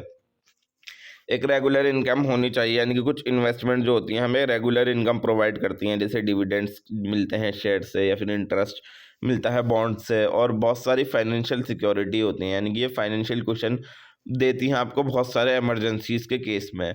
टैक्स बेनिफिट होते हैं, कुछ कुछ इन्वेस्टमेंट होती हैं जैसे पीपीएफ, ईएलएसएस या फिर इंश्योरेंस लिंक इन्वेस्टमेंट, ये आपको टैक्स डिडक्शन भी देती हैं। अगर आप इनमें पैसा इन्वेस्ट करते हो तो सरकार को आपको टैक्स नहीं जमा करना है, ठीक है ना, आपका पैसे डिडक्ट हो जाएगा। तो इन्वेस्टिंग जो है एक इम्पॉर्टेंट पार्ट होता है किसी भी फाइनेंशियल प्लानिंग के लिए, क्योंकि ये मदद करता है वेल्थ को बढ़ाने में, गोल्स को पूरा करने में, और महंगाई के अगेंस्ट में ये हमें प्रोटेक्शन प्रोवाइड करता है, ठीक है। अब identifying the investment objective next topic आता है, यानी इन्वेस्टमेंट करने से पहले हमें ये जानना बहुत ज़रूरी होता है कि हम इन्वेस्ट क्यों कर रहे हैं। तो जो हमारा इन्वेस्टमेंट का ऑब्जेक्टिव है उस हिसाब से हम इन्वेस्टमेंट करते हैं, रिस्क देखते हैं और टाइम होराइजन देखते हैं। तो कॉमन इन्वेस्टमेंट के ऑब्जेक्टिव यही आते हैं। सबसे पहले आता है हमारा कैपिटल प्रिजर्वेशन, यानी आप अपनी शुरुआती इनिशियल इन्वेस्टमेंट को जो है बहुत कम रिस्क के साथ प्रोटेक्ट करके रख सकते हो, और जितने भी रिस्क आवर्स इन्वेस्टर्स होते हैं उनके लिए बहुत ज़्यादा फ़ायदेमंद होती है। जैसे कि आपकी फिक्स डिपॉजिट्स हो गई, गवर्नमेंट बॉन्ड्स हो गई, वो सारे आपके कॉमन इन्वेस्टमेंट ऑब्जेक्टिव है।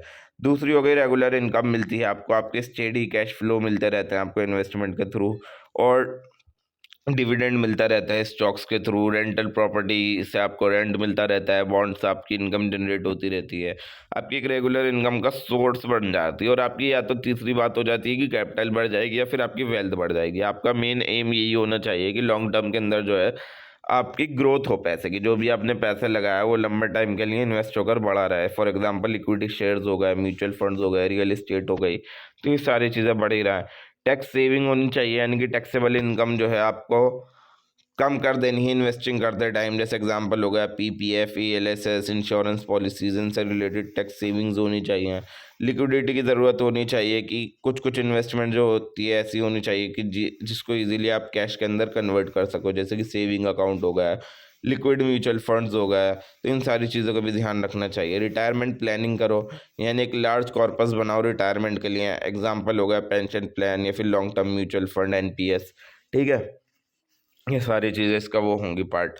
अब फैक्टर जो होता है हमारे इन्वेस्टमेंट ऑब्जेक्टिव्स को जो अफेक्ट करते हैं, सबसे पहला होगा एज या फिर लाइफ स्टेज, यानी कि जो जवानी के टाइम में ही पैसा इन्वेस्ट करने स्टार्ट कर देते हैं और ज़्यादा रिस्क लेने स्टार्ट कर देते हैं, और जो बूढ़े इन्वेस्टर्स होते हैं वो जो है सेफ्टी का ध्यान रखते हैं, ज़्यादा रिस्क नहीं लेते।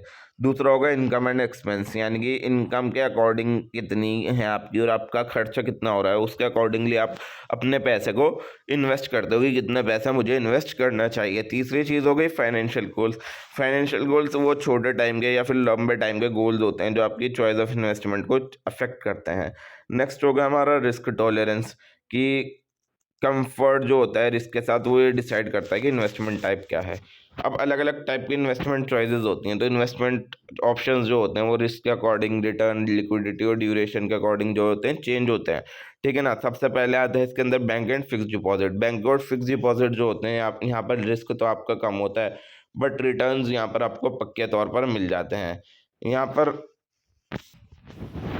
बट ग्रोथ का पोटेंशियल बहुत लिमिटेड होता है, रिटर्न यहाँ बहुत ज़्यादा अच्छे भी नहीं होते। जब आपको कैपिटल प्रिजर्व करना है या फिर लिक्विडिटी लानी है तो उसके लिए आपकी ये चीज़ें सेविंग अकाउंट वगैरह ठीक है। दूसरे हो गए बॉन्ड्स एंड डिबेंचर, यानी कि जब गवर्नमेंट या फिर कंपनीज को आप पैसा उधार देते हो, ठीक है ना, वो बॉन्ड्स या फिर डिबेंचर कहलाए जाते हैं। इससे आपको एक इंटरेस्ट इनकम मिलती रहती है रेगुलरली। यहाँ पर रिस्क जो होता है मीडियम होता है, ठीक है। और एग्जांपल ये होगा कि आपने कोई से भी गवर्नमेंट बॉन्ड खरीद ली, कॉर्पोरेट बॉन्ड खरीद ली, वो बॉन्ड्स एंड डिबेंचर का पार्ट है। इक्विटी शेयर्स होगा, यानी यहाँ पर आपको कंपनी की अंदर पार्शनल ओनरशिप मिल जाती है और रिटर्न्स जो मिलता है वो डिविडेंड और कैपिटल गेन्स के थ्रू मिलता है। तो जितना ज़्यादा रिस्क उतना ज़्यादा पोटेंशियल यहाँ पर ये होता है, ठीक है ना। और ये बेस्ट होता है लॉन्ग टर्म वेल्थ क्रिएशन के लिए, कि जब भी आपको लंबे टाइम के लिए अपनी वेल्थ बढ़ानी है उसके लिए इक्विटी शेयर्स आपके बेस्ट होते हैं। नेक्स्ट होगा हमारा म्यूचुअल फंड्स। म्यूचुअल फंड्स होता है पूल मनी, यानी बहुत सारे इन्वेस्टर्स जो है अपना पैसा उसके अंदर डालते हैं और जो प्रोफेशनल्स होते हैं वो उसको मैनेज करते हैं। वो अलग अलग टाइप के होते हैं, ये equity, debt, hybrid, liquid funds, ये सारी चीज़ें म्यूचुअल फंड्स का पार्ट होंगे। फ़ायदे इसके ये होते हैं कि डाइवर्सिफिकेशन हो जाता है यहाँ पर आपका, कि अलग अलग कंपनीज में पैसा डल जाता है और प्रोफेशनल लोग जो होते हैं वो उसको मैनेज कर रहे होते हैं। फ्लेक्सिबल एंट्री एग्जिट होता है यहाँ पर आपका। नेक्स्ट होगा हमारा रियल एस्टेट की प्रॉपर्टी। रियल एस्टेट की प्रॉपर्टी टेंजिबल एसेट होती है और पोटेंशियल जो होता है यहाँ rental income plus capital appreciation दोनों होते हैं यहाँ पर, ठीक है। ये लिक्विड कम होती है और यहाँ पर कैपिटल ज़्यादा लगती है। रिस्क इसकी यही है कि मार्केट फ्लक्चुएट होती रहती है, तो ये इसके यहाँ पर है रिस्क। और गोल्ड एंड प्रीशियस मेटल आते हैं, यानी कि जो आपको इन्फ्लेशन, महंगाई और इकोनॉमिक अनसर्टेनिटी के अगेंस्ट में जो है हेज करने में मदद करते हैं। और ये फिजिकल फॉर्म में भी हो सकते हैं कि ज्वेलरी खरीद लिया आपने या फिर सोने का सिक्का खरीद लिया, या फिर फाइनेंशियल इंस्ट्रूमेंट की फॉर्म में भी हो सकते हैं कि ईटीएफ खरीद लिया, सॉवरेन गोल्ड बॉन्ड्स होती हैं वो खरीद लिया आपने। तो गोल्ड और प्रीशियस मेटल में भी आप इन्वेस्ट कर सकते हो। और नेक्स्ट आती है हमारी पेंशन या फिर रिटायरमेंट स्कीम, यानी कि आपका कॉर्पस बढ़ा देती है रिटायरमेंट के लिए। एग्जाम्पल हो गया PPF, national pension system, annuity plans, ये सारे पेंशन और रिटायरमेंट स्कीम्स का हमारा पार्ट है। नेक्स्ट होगा हमारा उसके बाद इंश्योरेंस लिंक्ड इन्वेस्टमेंट। यहाँ पर जो है आपकी इंश्योरेंस और इन्वेस्टमेंट दोनों को कंबाइन कर दिया जाता है। जैसे यूलिप्स है, यूनिट लिंक्ड इंश्योरेंस प्लान्स, या फिर एंडोमेंट पॉलिसीज हैं, तो वो सारी चीज़ें इसका पार्ट होंगी। अब रिस्क क्या होता है इन्वेस्टिंग का, तो इन्वेस्टिंग के अंदर जो है ना हमेशा कुछ ना कुछ रिस्क होता है, जहाँ पर ये पॉसिबिलिटी होती है कि आप अपने पैसे को खो दोगे। ठीक है, अब अलग अलग टाइप के आपके इन्वेस्टमेंट रिस्क होते हैं। एक हो गया मार्केट रिस्क, कि मार्केट के अंदर चेंज आने की वजह से, फ्लक्चुएशन आने की वजह से, कि स्टॉक का प्राइस गिर गया है, फिर इंटरेस्ट रेट गिर गया है, तो आपका पैसा डूब सकता है। फॉर एग्जांपल कि शेयर प्राइसेस गिर गया, आपने शेयर खरीद रखा था, इकोनॉमिक स्लो डाउन हुआ, शेयर के प्राइसेस गिर गए, आपको नुकसान हो गया, इसको बोलेंगे मार्केट रिस्क। दूसरा हो गया क्रेडिट रिस्क या फिर डिफॉल्ट रिस्क, यानी कि कंपनी या फिर बोरोवर जिसको आपने पैसा दे रखा है, फॉर एग्जांपल आपने किसी भी कंपनी में पैसा लगा रखा है और वो कंपनी डूब गई, दिवालिया हो गई, तो आपको वो आपका पैसा नहीं मिलेगा। जैसे कि आपने पैसा लगा रखा था कॉर्पोरेट बॉन्ड के अंदर, अब वो कंपनी डूब गई तो अब आपको पैसा नहीं मिलने वाला। नेक्स्ट होगा हमारा लिक्विडिटी रिस्क। ये वो रिस्क होता है कि इन्वेस्टमेंट जो है आप उसको एकदम से नहीं बेच सकते किसी भी फेयर प्राइसेस के ऊपर। ठीक है, कि अगर आपको अभी पैसे चाहिए और आपके पास एक घर है, तो आपको उसको घर को भेजने में महीनों लग जाएंगे, आप इजीली उसको पैसों के अंदर कन्वर्ट नहीं कर सकते। तो इस टाइप के रिस्क को बोला जाता है लिक्विडिटी रिस्क। चौथा होता है इन्फ्लेशन रिस्क, कि रिस्क कभी कभी जो ये होता है कि जो आपको रिटर्न मिल रहा है, जितना पैसा आपको रिटर्न मिल रहा है वो महंगाई से बहुत ज़्यादा कम है, कि जिसकी वजह से आपकी परचेजिंग पावर भी कम हो रही है। फॉर एग्जांपल एफडी में आपने पैसा डाल दिया 5% के हिसाब से, कि 5% का आपको रिटर्न मिलेगा 1 साल बाद, फॉर एग्जांपल, ठीक है ना। मगर 1 साल बाद क्या हुआ, महंगाई 6% से बढ़ गई, तो 1% का तो आपका फिर भी नुकसान रहा। ठीक है, पांचवा होगा आपका इंटरेस्ट रेट रिस्क, की इंटरेस्ट रेट के बदलने की वजह से बॉन्ड या फिर फिक्स्ड इनकम रिटर्न के ऊपर जो चेंज आता है वो इंटरेस्ट रेट रिस्क कहलाया जाता है हमारा। ठीक है, कि रेट्स बढ़ गए जिसकी वजह से बॉन्ड के प्राइसेस कम हो गए। नेक्स्ट आ गया हमारा पॉलिटिकल या फिर रेगुलेटरी रिस्क, की सरकार के बदलने की वजह से, सरकार की पॉलिसीज के बदलने की वजह से, कानून के बदलने की वजह से हमारी इन्वेस्टमेंट के ऊपर इफेक्ट पड़ता है, कि जो टैक्स लॉज होते हैं या फिर रेगुलेशंस होती हैं वो हमारे म्यूचुअल फंड्स को बहुत ज़्यादा अफेक्ट करती हैं। नेक्स्ट होगा हमारा बिजनेस या फिर ऑपरेशनल रिस्क, कि ये रिस्क की कंपनी ने अगर अच्छा काम नहीं करा, कंपनी के अंदर अगर मिसमैनेजमेंट हो गई जिसकी वजह से हमारा नुकसान हो गया, तो क्या होगा। तो रिटर्न्स क्या होते हैं इन्वेस्टिंग से, रिटर्न्स वो फ़ायदे होते हैं जो आपको मिलते हैं जब भी आप कोई भी पैसा इन्वेस्ट करते हो। ये आपकी इनकम भी हो सकती है या फिर ये भी हो सकती है कि आपकी कोई भी प्रॉपर्टी की वैल्यू बढ़ गई। ठीक है, जो भी आपने इन्वेस्ट कर रखा था उस चीज़ की वैल्यू बढ़ गई। अलग अलग टाइप के रिटर्न होते हैं। एक होगा आपका इनकम रिटर्न, यानी आपको रेगुलर इनकम मिलती रहेगी, जो भी आपने इन्वेस्टमेंट कर रखी है उसके अकॉर्डिंगली आपको रेगुलर वो इनकम मिलती रहेगी।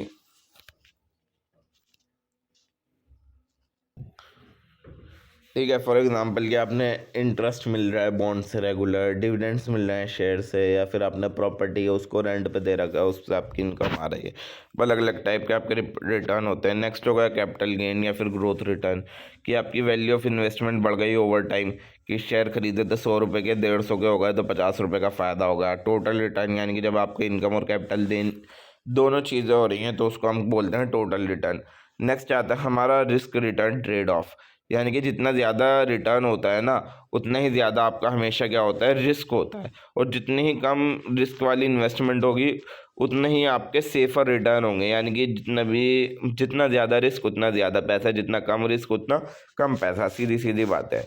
तो अगर हम एग्जांपल से समझे तो लो रिस्क के वाले कौन कौन से हमारी वो होती हैं इन्वेस्टमेंट ऑप्शन। एक हो गया कि बैंक की एफडी में पैसे डाल दो या सरकार की बॉन्ड्स खरीद लो, यहाँ से आपको 4 से 6% का रिटर्न मिल जाएगा। दूसरी होती है हमारी मीडियम वाले रिस्क लेवल वाली, की कॉर्पोरेट बॉन्ड में पैसा डाल दो, बैलेंस म्यूचुअल फंड में पैसा डाल दो, तो 7 से लेकर 10% तक आपका पैसा बढ़ जाएगा। एक होती है आपकी हाई वाली, जैसे इक्विटी शेयर, रियल एस्टेट, ये 12% से भी ज़्यादा में बढ़ते हैं। ठीक है ना, मेन इसके यही है कि इन्वेस्टर्स को जो है रिस्क को बैलेंस करना आना चाहिए और रिटर्न एक्सपेक्ट करने आने चाहिए, कि according to their financial goal and risk tolerance, कि आपके फाइनेंशियल गोल क्या है, आप अपनी लाइफ में अचीव क्या करना चाहते हो और आप कितना रिस्क उठा सकते हो, उसके अकॉर्डिंगली ये चीज़ें करनी चाहिए। नेक्स्ट आता है हमारा managing your investment holding. Managing investment जो है ये इंश्योर करती है कि फाइनेंशियल गोल्स जो होते हैं वो पूरे हो रहे हैं। जब रिस्क कंट्रोल हो रहा है तो वो सारी चीज़ें भी पूरी हो रही हैं हमारी। ठीक है, नेक्स्ट आता है हमारा building a portfolio of security. तो पोर्टफोलियो जो होता है वो कलेक्शन होता है इन्वेस्टमेंट का जो इंडिविजुअल हेल्प करता है कि कौन कौन सी इन्वेस्टमेंट उसने कहाँ कहाँ पर कर रखी हैं। तो स्टेप्स क्या होता है किसी भी पोर्टफोलियो को बनाने का? सबसे पहला होगा हमारा फाइनेंशियल गोल्स को आइडेंटिफाई करो और टाइम होराइजंस को आइडेंटिफाई करो, ठीक है। और उसके बाद रिस्क टॉलरेंस देखो, यानी कि किसमें कितना रिस्क आपका होगा। फिर उसके बाद एसेट्स को मिक्स कर दो, यानी मिक्स एसेट्स का चूज करो कि स्टॉक्स में भी पैसे डालने, बॉन्ड्स में भी डालने, म्यूचुअल फंड्स में भी डालने, रियल इस्टेट में भी डालने, ऐसे कर दो। और फिर डाइवर्सिफाई कर दो जिससे आपका रिस्क जो है कम हो जाए, यानी अलग अलग इन्वेस्टमेंट के अंदर अपने पैसे को इन्वेस्ट कर दो। तो डाइवर्सिफिकेशन का एग्जांपल ये होगा कि आपने सिर्फ स्टॉक के अंदर पैसे नहीं डाला, आपने बॉन्ड्स अलग खरीदी, गोल्ड अलग खरीदा, रियल इस्टेट के अंदर अलग पैसा डाल दिया, जिससे आपका रिस्क कम होगा। नेक्स्ट आ गया हमारा asset allocation and portfolio management. Asset allocation का यही होता है कि जब आप इन्वेस्टमेंट को बांट देते हो अलग अलग एसेट्स की क्लासेस के अंदर, कि इक्विटी के अंदर, डेट के अंदर, रियल एस्टेट के अंदर, गोल्ड के अंदर या कैश के अंदर, तो उसको एसेट एलोकेशन बोले जाते हैं। इंपॉर्टेंस इसकी यही होती है कि आपके रिस्क को कम कर देती है, रिटर्न को बढ़ा देती है, और आपके इन्वेस्टमेंट गोल्स जितने भी हैं कि जो आपको लाइफ के अंदर गोल्स अचीव करना है उसको रिस्क टॉलरेंस के साथ जो है मैचेस करती है। अब पोर्टफोलियो मैनेजमेंट का अप्रोच दो होते हैं, active management, passive management. Active management ये होता है जब आप रेगुलरली खरीदते या बेचते रहते हो चीज़ों को जिससे आपके रिटर्न बढ़ जाते हैं, उसको एक्टिव मैनेजमेंट बोला जाता है। दूसरा होगा हमारा पैसिव मैनेजमेंट, यानी आप मार्केट इंडेक्स के अंदर या फिर लॉन्ग टर्म के लिए होल्ड करने के अकॉर्डिंगली पैसे को इन्वेस्ट करते हो। तो रूल क्या होते हैं इफेक्टिव पोर्टफोलियो मैनेजमेंट की, कि आप अपनी इन्वेस्टमेंट को अलग अलग पार्ट के अंदर बांट देते हो और ये अलोकेट कर देते हो एसेट्स को बेस्ड ऑन की रिस्क कितना है किस चीज़ में, और रिटर्न ऑब्जेक्टिव कितने हैं, और रीबैलेंस करते हो आप अपने पोर्टफोलियो को हर साल पीरियोडिकली, टाइम टू टाइम जो है आप उसको रीबैलेंस करते रहते हो अपनी पोर्टफोलियो को। और नेक्स्ट होता है हमारा कीपिंग ट्रैक ऑफ इन्वेस्टमेंट, यानी कि रेगुलरली इन्वेस्टमेंट को मॉनिटर करते रहना। ये बहुत ज़्यादा ज़रूरी होता है अगर आपको पोर्टफोलियो की हेल्थ अपनी अच्छी रखनी है। तो स्टेप्स यही होते हैं इसके अंदर कि सबसे पहले जो है आपको जो है अपनी परफॉर्मेंस को रेगुलरली रिव्यू करते रहना है, या तो 3 महीने में या 4 महीने में, पूरे साल में इसको रेगुलरली रिव्यू करते रहो। और कंपेयर करो रिटर्न को बेंचमार्क के साथ कि जितने रिटर्न्स आपने सोचे थे क्या आपको उतने रिटर्न मिल रहे हैं या फिर नहीं मिल रहा है। और चेक करो इन्वेस्टमेंट को अलाइन करो फाइनेंशियल गोल्स के साथ, ठीक है। और चौथा होगा रीबैलेंस कर दो पोर्टफोलियो को अगर ज़रूरत है, यानी कि शिफ्ट कर दो एसेट्स को ओवर परफॉर्मिंग से अंडर परफॉर्मिंग क्लासेस तक, ठीक है ना। और मॉनिटर करते रहो, रेगुलरली चेक करते रहो कि पर्सनल सिचुएशन के अंदर हमारा कितना चेंज आ रहा है, कि इनकम कितनी बढ़ रही है, कम हो रही है, डिपेंडेंट्स हमारे कितने हैं, हम रिस्क कितना उठा सकते हैं, उसके अकॉर्डिंगली चीज़ें करो। बेनिफिट्स यही होंगे ट्रैकिंग के कि ओवर एक्सपोजर को जो है रिस्क अवॉइड्स करो, और ये चीज़ इंश्योर करो कि आप जो है फाइनेंशियल गोल्स के टुवर्ड आपकी पोर्टफोलियो बढ़ती रहे, आपके फाइनेंशियल गोल्स अचीव होते रहें, और टाइमली करेक्टिव एक्शंस लेते रहो। इन्वेस्ट करो इक्विटी के अंदर। इक्विटी का मतलब ये होता है वो शेयर जो आपकी ओनरशिप दिखाते हैं किसी भी कंपनी के अंदर, वो आपकी इक्विटी कहलाई जाती है। तो इन्वेस्टर जो होता है वो शेयर्स को खरीदता है ताकि उसको डिविडेंड मिले या फिर उसको कैपिटल गेन मिले। तो कॉमन कंसीडरेशन जो होती हैं, जिन चीज़ों का ध्यान रखा जाता है इक्विटी में इन्वेस्ट करते टाइम, वो होता है रिस्क वर्सेस रिटर्न। पहली चीज़ कि इक्विटी के अंदर रिस्क बहुत ज़्यादा होता है बट साथ साथ रिटर्न भी बहुत ज़्यादा होता है, तो उसके अकॉर्डिंगली आपको पैसा इन्वेस्ट करना चाहिए। टाइम होराइजन, यानी कि ये जो होती है लॉन्ग टर्म इन्वेस्टमेंट के लिए, कि जब 5 साल से ज़्यादा की इन्वेस्टमेंट आपको करनी है तो उसके लिए बहुत ज़्यादा सूटेबल है। कंपनी फंडामेंटल्स, यानी कि पहले प्रॉफिट चेक करो कंपनी के, डेट चेक करो, कर्जा कितना है, ग्रो कितनी हो रही है, मैनेजमेंट कैसा है कंपनी का, उसके अकॉर्डिंगली पैसे को इन्वेस्ट करो। चौथा देखो मार्केट कंडीशन, यानी इकोनॉमिक ग्रोथ, इंटरेस्ट रेट, महंगाई, जिसकी वजह से स्टॉक प्राइसेस के ऊपर फर्क पड़ रहा है, उन सारी चीज़ों का ध्यान रखो। डाइवर्सिफिकेशन करो, यानी कि सारा पैसा एक कंपनी या एक सेक्टर में मत लगाओ, अलग अलग कंपनीज में बांटो, ठीक है। की मेजर्स क्या क्या होते हैं परफॉर्मेंस के? सबसे पहला होता है डिविडेंड यील्ड। डिविडेंड यील्ड का मतलब होता है कि आप एक शेयर से कितना पैसा कमा रहे हो डिवाइडेड बाय मार्केट प्राइस क्या है, उसको अगर आप 100 से मल्टीप्लाई कर दोगे तो डिविडेंड यील्ड मिल जाएगी आपको, ठीक है। नहीं, आपका इनकम रिटर्न दिखाता है कि इन्वेस्टमेंट होने पर आपको इनकम रिटर्न कितना आया। दूसरा होता है अर्निंग पर शेयर, ईपीएस। ये कैसे निकालते हो? प्रॉफिट कितना हुआ उसको, और आपके पास नंबर ऑफ शेयर्स कितने थे, तो उस प्रॉफिट को शेयर से डिवाइड करोगे तो आपको निकल जाएगा कि एक शेयर के ऊपर जो है आपकी कितनी अर्निंग हुई है आपकी कंपनी की। प्रॉफिटेबिलिटी बताता है कि एक कंपनी पर एक शेयर के ऊपर कंपनी जो है कितना प्रॉफिट दे रही है किसी भी इंसान को। नेक्स्ट होता है हमारा price to earning ratio, p ratio जिसको बोला जाता है। इसके अंदर हम जो मार्केट का प्राइस है उसको अर्निंग पर शेयर से डिवाइड कर देते हैं तो हमारा प्राइस टू अर्निंग रेशियो निकल जाता है। ये हमें वैल्यूएट करने में मदद करता है, स्टॉक वैल्यूएशन करने में हमारी मदद करता है। टोटल रिटर्न ऐसे निकलते हैं कि जब आप कैपिटल गेन्स और डिविडेंड दोनों को ऐड कर देते हो तो जो आपकी अमाउंट आती है वो आपकी टोटल रिटर्न कहलाती है। अब अलग अलग टाइप के आपके इक्विटी स्टॉक होते हैं। एक होगा हमारा कॉमन स्टॉक। कॉमन स्टॉक जो होते हैं उसके अंदर आपको वोटिंग राइट मिल जाएगा कि आप वोट कर सकते हो, वेरिएबल डिविडेंड्स होंगे। और दूसरा होता है आपका प्रिफर्ड स्टॉक, यानी यहाँ पर आपको फिक्स डिविडेंड मिलता रहेगा, कोई वोटिंग राइट आपके पास नहीं होता, बट आपको कॉमन स्टॉक से ज़्यादा प्रायोरिटी यहाँ पर आपको दी जाएगी। तीसरा होगा हमारा ब्लू चिप स्टॉक्स। ये बहुत बड़े, स्टेबल और बहुत मजबूत कंपनियों के स्टॉक होते हैं हमारे ब्लू चिप स्टॉक्स जो होते हैं। और नेक्स्ट हो गया हमारे ग्रोथ स्टॉक्स, यानी ये वो स्टॉक्स होते हैं जिनके अंदर हमें लगता है कि यहाँ पर बहुत ज़्यादा ग्रोथ के पोटेंशियल है, कि ये बहुत आगे बढ़ सकते हैं। और यहाँ से जो भी आप वो प्रॉफिट्स कमाते हो उसको दोबारा से री-इन्वेस्ट कर देते हो, ठीक है ना। ये यहाँ पर ये चीज़ होती है ग्रोथ स्टॉक्स के अंदर। नेक्स्ट होता है हमारा वैल्यू स्टॉक्स, यानी ये अंडर वैल्यूड स्टॉक्स होते हैं जिनका पोटेंशियल फॉर प्राइजेस जो होता है बढ़ रहा होता है, ठीक है। नेक्स्ट आता है हमारा market globalisation and foreign stocks. तो इन्वेस्टर्स जो होते हैं फॉरेन स्टॉक्स को खरीद भी सकते हैं ग्लोबल स्टॉक एक्सचेंज के थ्रू। फ़ायदे इसके यही होते हैं कि ये बांट देती है उसको और एक्सपोजर मिलता है दुनिया भर की ग्रोथ अपॉर्चुनिटीज से। खतरा रिस्क यहाँ पर यही होता है कि करेंसी फ्लक्चुएट होती रहती है, करेंसी के पैसे गिरते बढ़ते रहते हैं, फॉरेन रेगुलेशंस चेंज होती रहती हैं, तो इसी चीज़ का यहाँ पर खतरा रहता है। नेक्स्ट आता है हमारा मेकिंग द इन्वेस्टमेंट डिसीजन। तो इन्वेस्टमेंट डिसीजन कैसे लेते हैं? सबसे पहले हम अपना इन्वेस्टमेंट गोल डिसाइड करेंगे कि हमारी इनकम कितनी है, हमें बढ़ोतरी कितनी चाहिए, हमें रिटायरमेंट में कैसा कितना चाहिए, तो ये सारी चीज़ें हम डिसाइड करते हैं। फिर उसके बाद देखेंगे रिस्क कितना है पैसे को इन्वेस्ट करने में। फिर देखेंगे कि हमें कहाँ पर लगाना चाहिए, स्टॉक्स में, फंड में, फंडामेंटल्स, ये सारी चीज़ें देखनी चाहिए। और उसके बाद ये डिसाइड करो कि आपको इक्विटी में कितना पैसा डालना है, दूसरे एसेट्स में कितना पैसा डालना है। फिर उसके बाद पैसे डालने के बाद उसको रेगुलरली मॉनिटर करते रहो, अगर और बीच बीच में जो है एडजस्ट करते रहो जितने भी चेंजेस आ रहे हैं उसके अकॉर्डिंगली। नेक्स्ट आता है इन्वेस्टिंग इन बॉन्ड्स। तो फ़ायदे यही होते हैं बॉन्ड्स के अंदर इन्वेस्ट करने की, आपको एक रेगुलर इनकम मिलती रहती है कि यहाँ पर आपको हर थोड़े टाइम बाद इंटरेस्ट मिलता रहता है। और यहाँ पर रिस्क कम होता है स्टॉक से, यानी कि प्रिंसिपल जो होता है आपको मैच्योरिटी के ऊपर मिल जाता है यहाँ पर, ठीक है। और डाइवर्सिफिकेशन होता है, यानी कि पूरा जो पोर्टफोलियो का रिस्क है उसको कम कर देता है। और प्रिडिक्टेबल रिटर्न्स मिलते हैं, यानी कि गवर्नमेंट बॉन्ड्स के लिए खासकर जो है आपको पता होता है कि इतना रिटर्न मिलना ही मिलना है, तो वो आपको मिल जाता है। अब बॉन्ड और स्टॉक्स के अंदर क्या फ़र्क है? तो बॉन्ड्स जो होती हैं उनके अंदर लो से लेकर मीडियम तक रिस्क होता है और स्टॉक्स के अंदर हाई रिस्क होता है। रिटर्न ये होता है बॉन्ड के अंदर एक फिक्स्ड रिटर्न है और स्टॉक्स के अंदर डिविडेंड और कैपिटल गेन्स दोनों आपको मिलते हैं। और ओनरशिप जो होती है क्रेडिटर की होती है बॉन्ड्स के अंदर।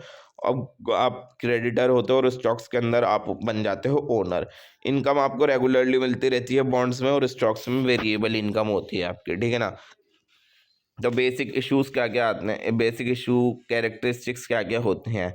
सबसे पहली होती है इसके अंदर फेस वैल्यू या पार वैल्यू, यानी कि जो ओरिजिनल वैल्यू होती है बॉन्ड की वो फेस वैल्यू या फिर पार वैल्यू कहलाई जाती है। दूसरा आता है हमारा कूपन रेट, यानी कि इंटरेस्ट जो होता है यहाँ पर एनुअली पे किया जाता है, साल भर के अंदर पे किया जाता है। जितनी भी फेस वैल्यू होती है उसका कोई एक परसेंटेज डिसाइड होती है, 2, 5, 4%, उसके अकॉर्डिंगली जो रेट पे किया जाता है इंटरेस्ट रेट का वो कूपन रेट कहलाया जाता है। तीसरा होगा हमारा मैच्योरिटी डेट, यानी कि जब प्रिंसिपल को रीपे किया जाता है दोबारा तो उस डेट को हम बोलते हैं मैच्योरिटी डेट, यानी जिस दिन प्रिंसिपल अमाउंट दोबारा उस इंसान की वापस उसको मिल रही हो तो उसकी मैच्योरिटी डेट हो गई। इशूअर कौन होता है, कौन कौन इशू करता है हमारी ये बॉन्ड्स? गवर्नमेंट इशू कर सकती है, कॉरपोरेशन, म्यूनसिपैलिटी, ये सारे लोग इशू कर सकते हैं। नेक्स्ट आ गया हमारा बॉन्ड मार्केट। तो जो बॉन्ड्स होती हैं वो प्राइमरी मार्केट के अंदर भी ट्रेड की जाती हैं जिसको न्यू इश्यूज बोला जाता है, और सेकेंडरी मार्केट के अंदर यानी कि जो एग्जिस्टिंग ऑलरेडी बॉन्ड्स हैं उनके अंदर भी ये चीज़ इशू की जाती हैं। तो प्राइस जो यहाँ चेंज होता रहता है वो इंटरेस्ट रेट के साथ, क्रेडिट रेटिंग के साथ और डिमांड के साथ चेंज होता रहता है। बॉन्ड रेटिंग भी आती है। तो एजेंसीज जो होती हैं बहुत सारी, वो बॉन्ड्स को रेट भी करती हैं उनकी क्रेडिट वर्दीनेस के हिसाब से कि कितनी क्रेडिट वर्दी हैं ये कंपनीज। फॉर एग्जांपल ये होगा, अगर किसी को AAA मिला है तो वो सबसे ज़्यादा क्रेडिट वर्दी कंपनी है, और अलग अलग होता है AA, सिंगल A, BBB। इसके अकॉर्डिंगली जो है बॉन्ड की रेटिंग दी जाती है। तो जितनी ज़्यादा रेटिंग मिलेगी उसका मतलब ये है कि यहाँ पर उतना कम रिस्क है और उतना कम रिटर्न आपको मिलेगा। तो investing in mutual fund and exchange trading fund, तो कॉन्सेप्ट ये होता है म्यूचुअल फंड और ETFs का कि म्यूचुअल फंड जो होता है ये पूल ऑफ मनी होता है। यानी यहाँ पर जो इन्वेस्टर्स जो होते हैं वो इन्वेस्ट करते हैं बहुत सारे आकर स्टॉक्स के अंदर, बॉन्ड्स के अंदर, सिक्योरिटीज़ के अंदर, और वो सारा पैसा एक जगह जमा हो जाता है। और वो जो प्रोफेशनल फंड मैनेजर्स होते हैं वो उसको मैनेज करते हैं और अलग अलग जगह इन्वेस्ट करते हैं। नेक्स्ट आता है हमारा एक्सचेंज ट्रेडेड फंड्स, ETFs जिसको बोला जाता है। बट ये जो है सिमिलर होते हैं म्यूचुअल फंड से, बट यहाँ पर जो है स्टॉक्स के ऊपर जो है स्टॉक्स की तरीके से ये ट्रेड किए जाते हैं स्टॉक एक्सचेंज के ऊपर। ठीक है ना। इनका एक ट्रैक इंडेक्स भी होता है जैसे निफ्टी 50, S&P 500। तो ये ETFs होते हैं। फ़ायदे इसके यही होगा कि इन्वेस्टमेंट के म्यूचुअल फंड्स या फिर ETFs के अंदर पहला होगा हमारा डाइवर्सिफिकेशन, कि रिस्क कम हो जाता है यहाँ पर, कि आपके रिस्क कम कर देते हैं ये। दूसरा होगा प्रोफेशनल मैनेजमेंट, यानी ये जो हमारा पैसा संभाल रहे हैं लोग, ये इन्वेस्टर जो हैं ये बहुत ज़्यादा प्रोफेशनल लोग हैं जो हमारा पैसा संभाल रहे हैं। तीसरी होती है लिक्विडिटी, कि आप इसको आसानी से खरीद और बेच सकते हो। ETFs डेली भी होते हैं, म्यूचुअल फंड्स होते हैं NAV बेस्ड, तो उनको आप रेगुलरली खरीदते हो और बेच भी सकते हो। चौथा हो गया अफोर्डेबिलिटी, यानी कि जो छोटी छोटी इन्वेस्टमेंट होती हैं, आप मल्टीपल सिक्योरिटीज़ के अंदर एक्सपोजर आपको मिल सकता है।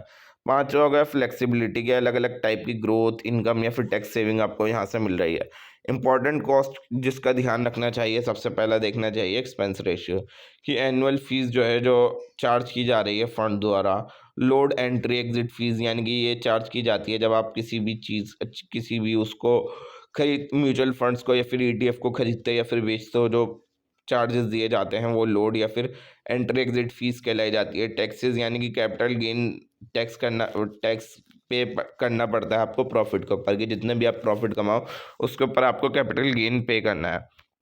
और बहुत सारी सर्विसेज होती हैं जो म्यूचुअल फंड्स द्वारा ऑफर की जाती हैं, जैसे पोर्टफोलियो मैनेजमेंट और इन्वेस्टमेंट एडवाइस दी जाती है। रिस्क असेसमेंट यहाँ पर किया जाता है, और ऑनलाइन अकाउंट ट्रैकिंग आप कर सकते हो कि हमारा कैसा चल रहा है, जो भी म्यूचुअल फंड के अंदर हमने पैसा लगाया था। अब किस तरीके से हम एक अप्रोप्रिएट म्यूचुअल फंड और ETF इन्वेस्टमेंट को सिलेक्ट करते हैं। सबसे पहले आप इसके अंदर भी अपना इन्वेस्टमेंट गोल देखोगे कि कितनी ग्रोथ चाहिए पैसे में, कितनी इनकम चाहिए, क्या रिटायरमेंट के आप पर आपको अमाउंट चाहिए। फिर उसके बाद आप रिस्क देखोगे कि इक्विटी में, डेट में या फिर बैलेंस फंड में कितना रिस्क है।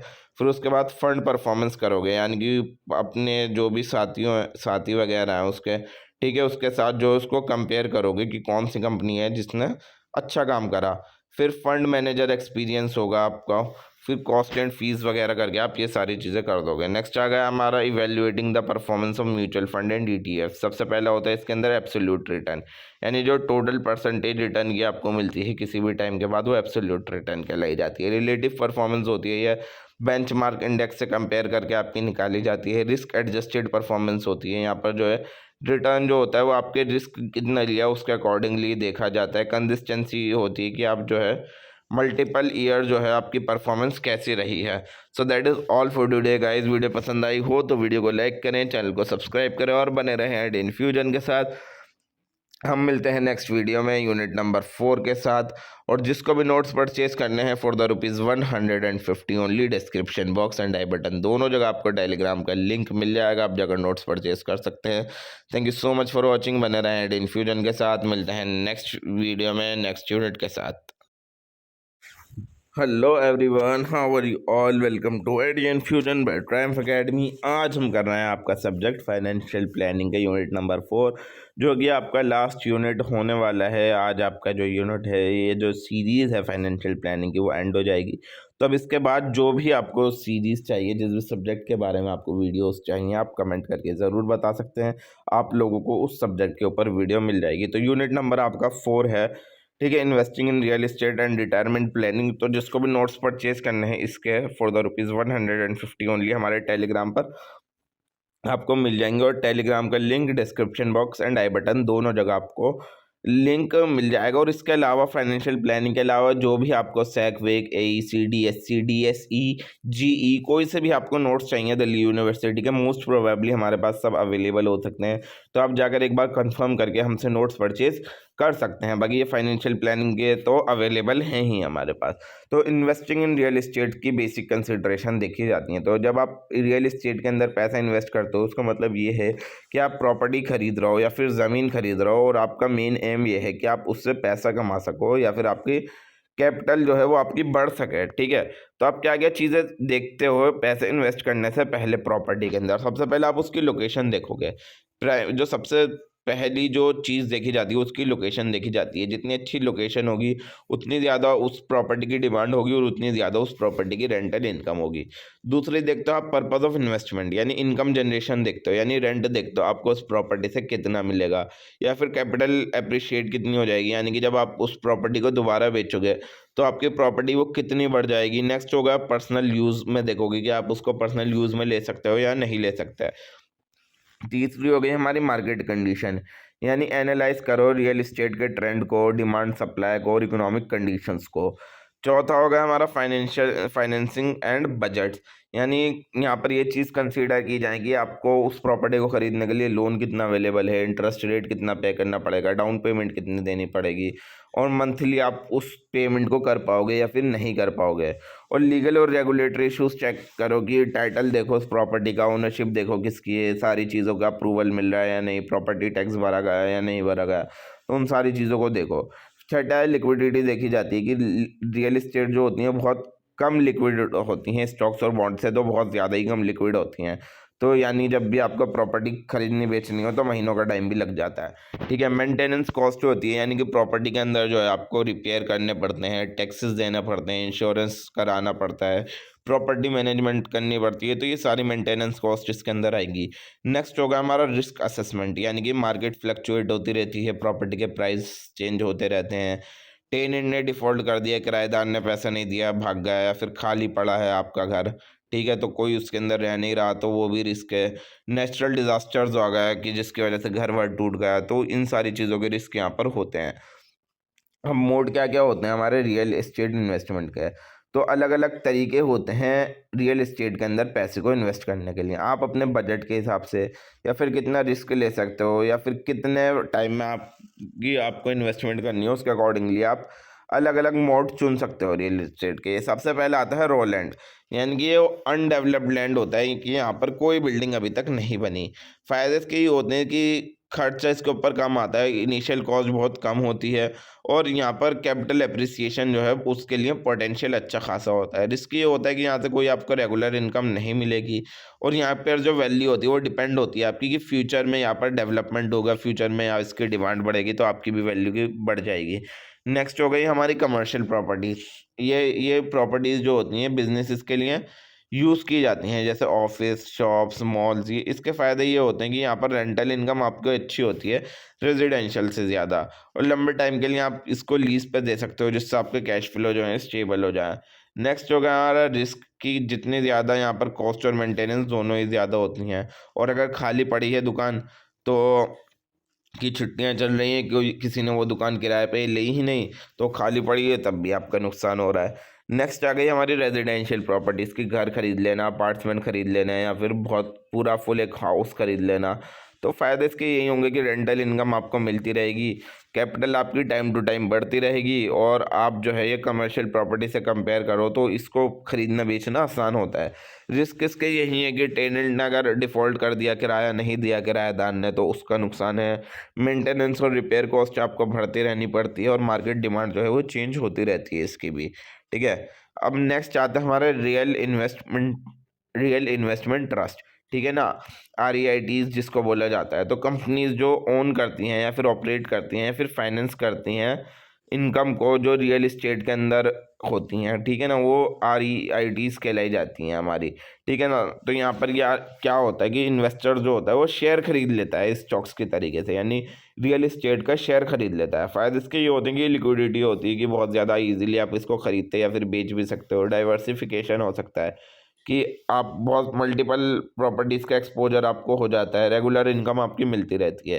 कि डिविडेंड मिलते रहते हैं आपको रेंटल इनकम के थ्रू। रिस्क इसका यही है कि मार्केट फ्लक्चुएशन का रिस्क है, और रिटर्न जो होता है वो प्रॉपर्टी की परफॉर्मेंस के ऊपर डिपेंड करता है आपका।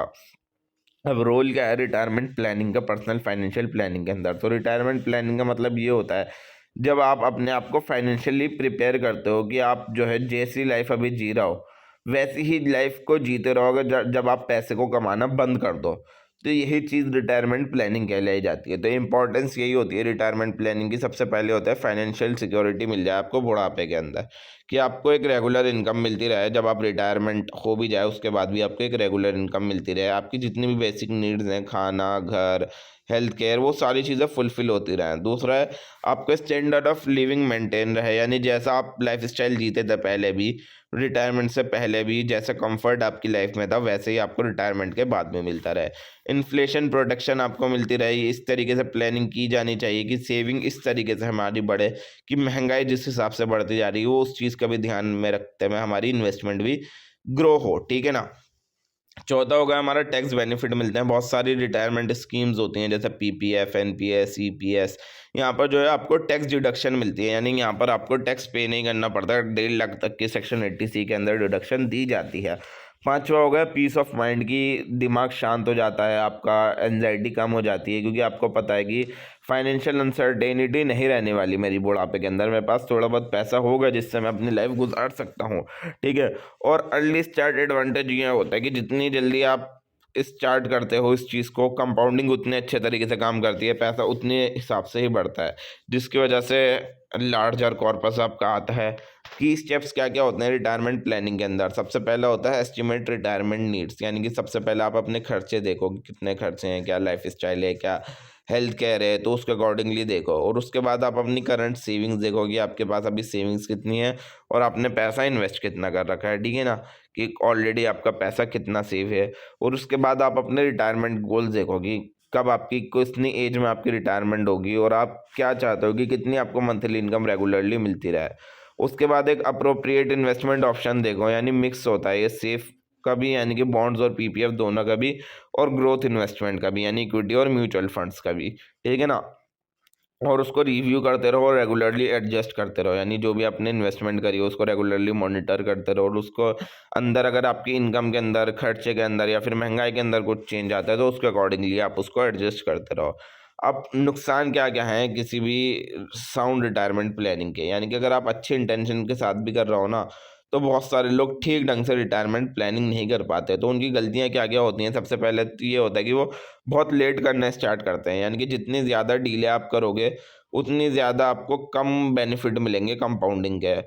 दूसरा होता है अंडर एस्टिमेटिंग एक्सपेंसेस, यानी वो मेडिकल खर्चों को इग्नोर कर देते हैं, महंगाई को इग्नोर कर देते हैं, लाइफ स्टाइल के बदलने को इग्नोर कर देते हैं, जिनकी वजह से उसको उनकी लाइफ के अंदर कमी बैठ जाती है।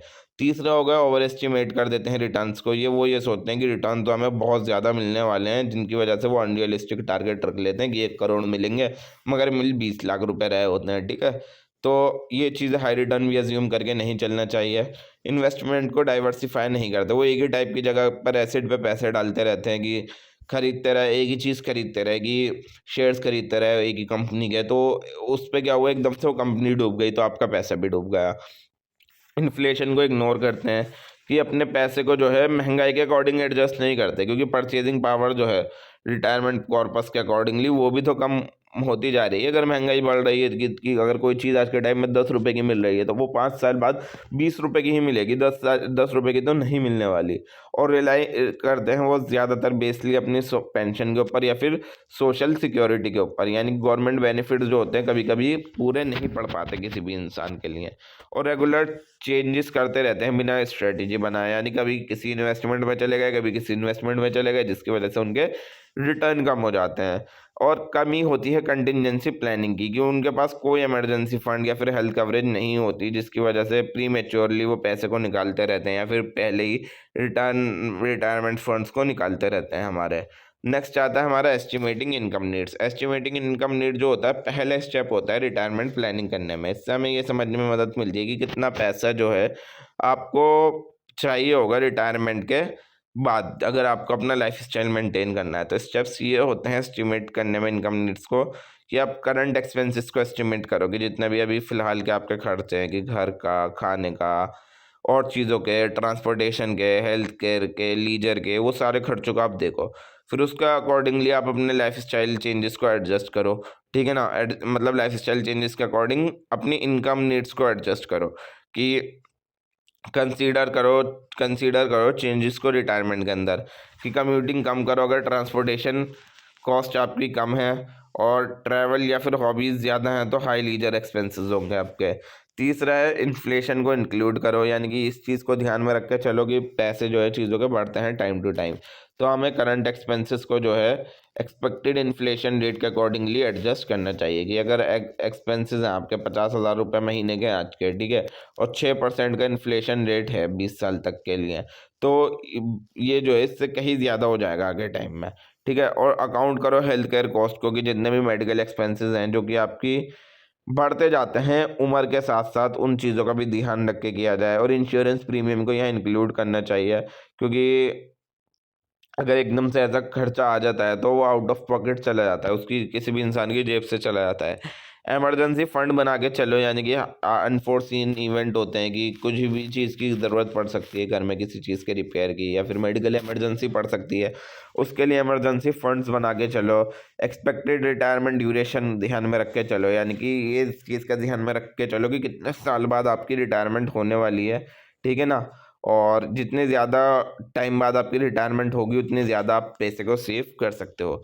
अब सोर्सेज़ क्या-क्या होते हैं रिटायरमेंट इनकम के, कि जब इनकम की नीड्स हमने एस्टिमेट कर ली, तो नेक्स्ट स्टेप यही होता है कि आप आइडेंटिफाई करो कि पॉसिबल सोर्सेज़ क्या हैं इनकम के रिटायरमेंट के टाइम पे। सबसे पहले तो होता है गवर्नमेंट बेनिफिट्स मिलते हैं, सोशल सिक्योरिटी मिलती है आपको, कि पेंशन स्कीम्स होती हैं बहुत सारी, की रेगुलरली पेमेंट मिलती रहती है आपको गवर्नमेंट से या फिर एम्प्लॉयर से रिटायरमेंट के बाद भी। दूसरी होती है आपकी सोशल सिक्योरिटी या फिर प्रोविडेंट फंड, यानी ईपीएफ जो होता है, एम्प्लॉयज़ प्रोविडेंट फंड। यहाँ पर आपको एक लमसम भी मिलेगा, साथ साथ पेंशन भी मिलेगी आपको। पर्सनल सेविंग और इन्वेस्टमेंट होती है। पर्सनल सेविंग इन्वेस्टमेंट के अंदर आपका आते हैं बैंक एफडी जो होती है, फिक्स डिपॉजिट जो होते हैं, यहाँ पर आपको इंटरेस्ट इनकम मिलती रहेगी रेगुलरली। रिस्क यहाँ पर आपका बहुत कम होता है। दूसरे हो गए आपके म्यूचुअल फंड्स, ये वो इक्विटी या फिर डेट म्यूचुअल फंड्स होते हैं, और आपको ग्रोथ देंगे कैपिटल में, या फिर आपकी इनकम बढ़ाएंगे। स्टॉक्स एंड डिविडेंड्स होते हैं, यानी कि अर्निंग्स होती है आपकी डिविडेंड्स से, जो भी आप स्टॉक्स खरीदते हो उसके थ्रू आपको डिविडेंड पे करे जाते हैं, जिससे आप इनकम कमाते हो। बॉन्ड्स एंड गवर्नमेंट सिक्योरिटीज़ होती हैं, कि एक आपकी एक फिक्स्ड इंटरेस्ट इनकम होती है जो कि स्टॉक से ज़्यादा सेफ होती है हमारी। नेक्स्ट होगा हमारा retirement plans and annuity. Next की नेशनल पेंशन सिस्टम होगा, एनपीएस होगा, कि रेगुलरली कंट्रीब्यूशन मिलता रहता है, और इन्वेस्टमेंट जो है प्रोफेशनली मैनेज की जाती है, टैक्स के बेनिफिट्स भी मिलता है। दूसरा होगा एन्युइटी प्लान, की इंश्योरेंस कंपनी जो होती हैं रेगुलर इनकम देती रहती हैं लाइफ के लिए, in exchange of a lump sum. Employ retirement benefits होते हैं, कि ग्रेचुइटी, सुपर एनुएशन या फिर कंपनी पेंशन, ये सारी चीज़ें। रियल एस्टेट की इनकम होती है, कि रेंटल इनकम आप कमा रहे हो, कि रेजिडेंशियल या फिर कमर्शियल प्रॉपर्टी आपने किराए पर दे दी, इससे आपका रेगुलरली कैश फ्लो आता रहता है आपके पास, और साथ साथ प्रॉपर्टी की भी वैल्यू आपकी बढ़ती जाती है। इसके अलावा दूसरे इनकम के सोर्सेज होते हैं, कि पार्ट टाइम वर्क कर रहा हो या कंसल्टेंसी कर रहा हो, रॉयल्टीज़ मिल रही है किसी भी किताब से, बुक से, पेटेंट से, या फिर किसी भी इंटेलेक्चुअल प्रॉपर्टीज से, या फिर डाइवेस्टमेंट मिल रही है लॉन्ग टर्म इन्वेस्टमेंट से। तो ये सारी चीज़ें अदर सोर्सेज के अंदर आएंगी। So that is all for today guys. Video पसंद आई हो तो वीडियो को लाइक करें, चैनल को सब्सक्राइब करें, और बने रहें आइड इन्फ्यूजन के साथ। और जिसको भी नोट्स परचेज करने हैं फॉर द ₹150 ओनली, हमारे description box and I button दोनों जगह आपको टेलीग्राम का लिंक मिल जाएगा, आप जाकर नोट्स परचेज कर सकते हैं। और जैसा कि मैंने बताया था, किसी भी सब्जेक्ट के notes, SEC VEC, AEC, GED, SC, DSC, most probably हमारे पास ऑलमोस्ट सब कुछ ही अवेलेबल है, तो आप जाकर नोट्स परचेज कर सकते हैं। और आप कमेंट कर ज़रूर बताएं कि नेक्स्ट आपको किस सब्जेक्ट पर वीडियो चाहिए, आप लोगों के लिए वो सब्जेक्ट की वीडियो रेडी हो जाएगी। तो मिलते हैं नेक्स्ट वीडियो में किसी नेक्स्ट सब्जेक्ट के साथ। Thank you so much for watching. बने रहें एड इन्फ्यूजन के साथ।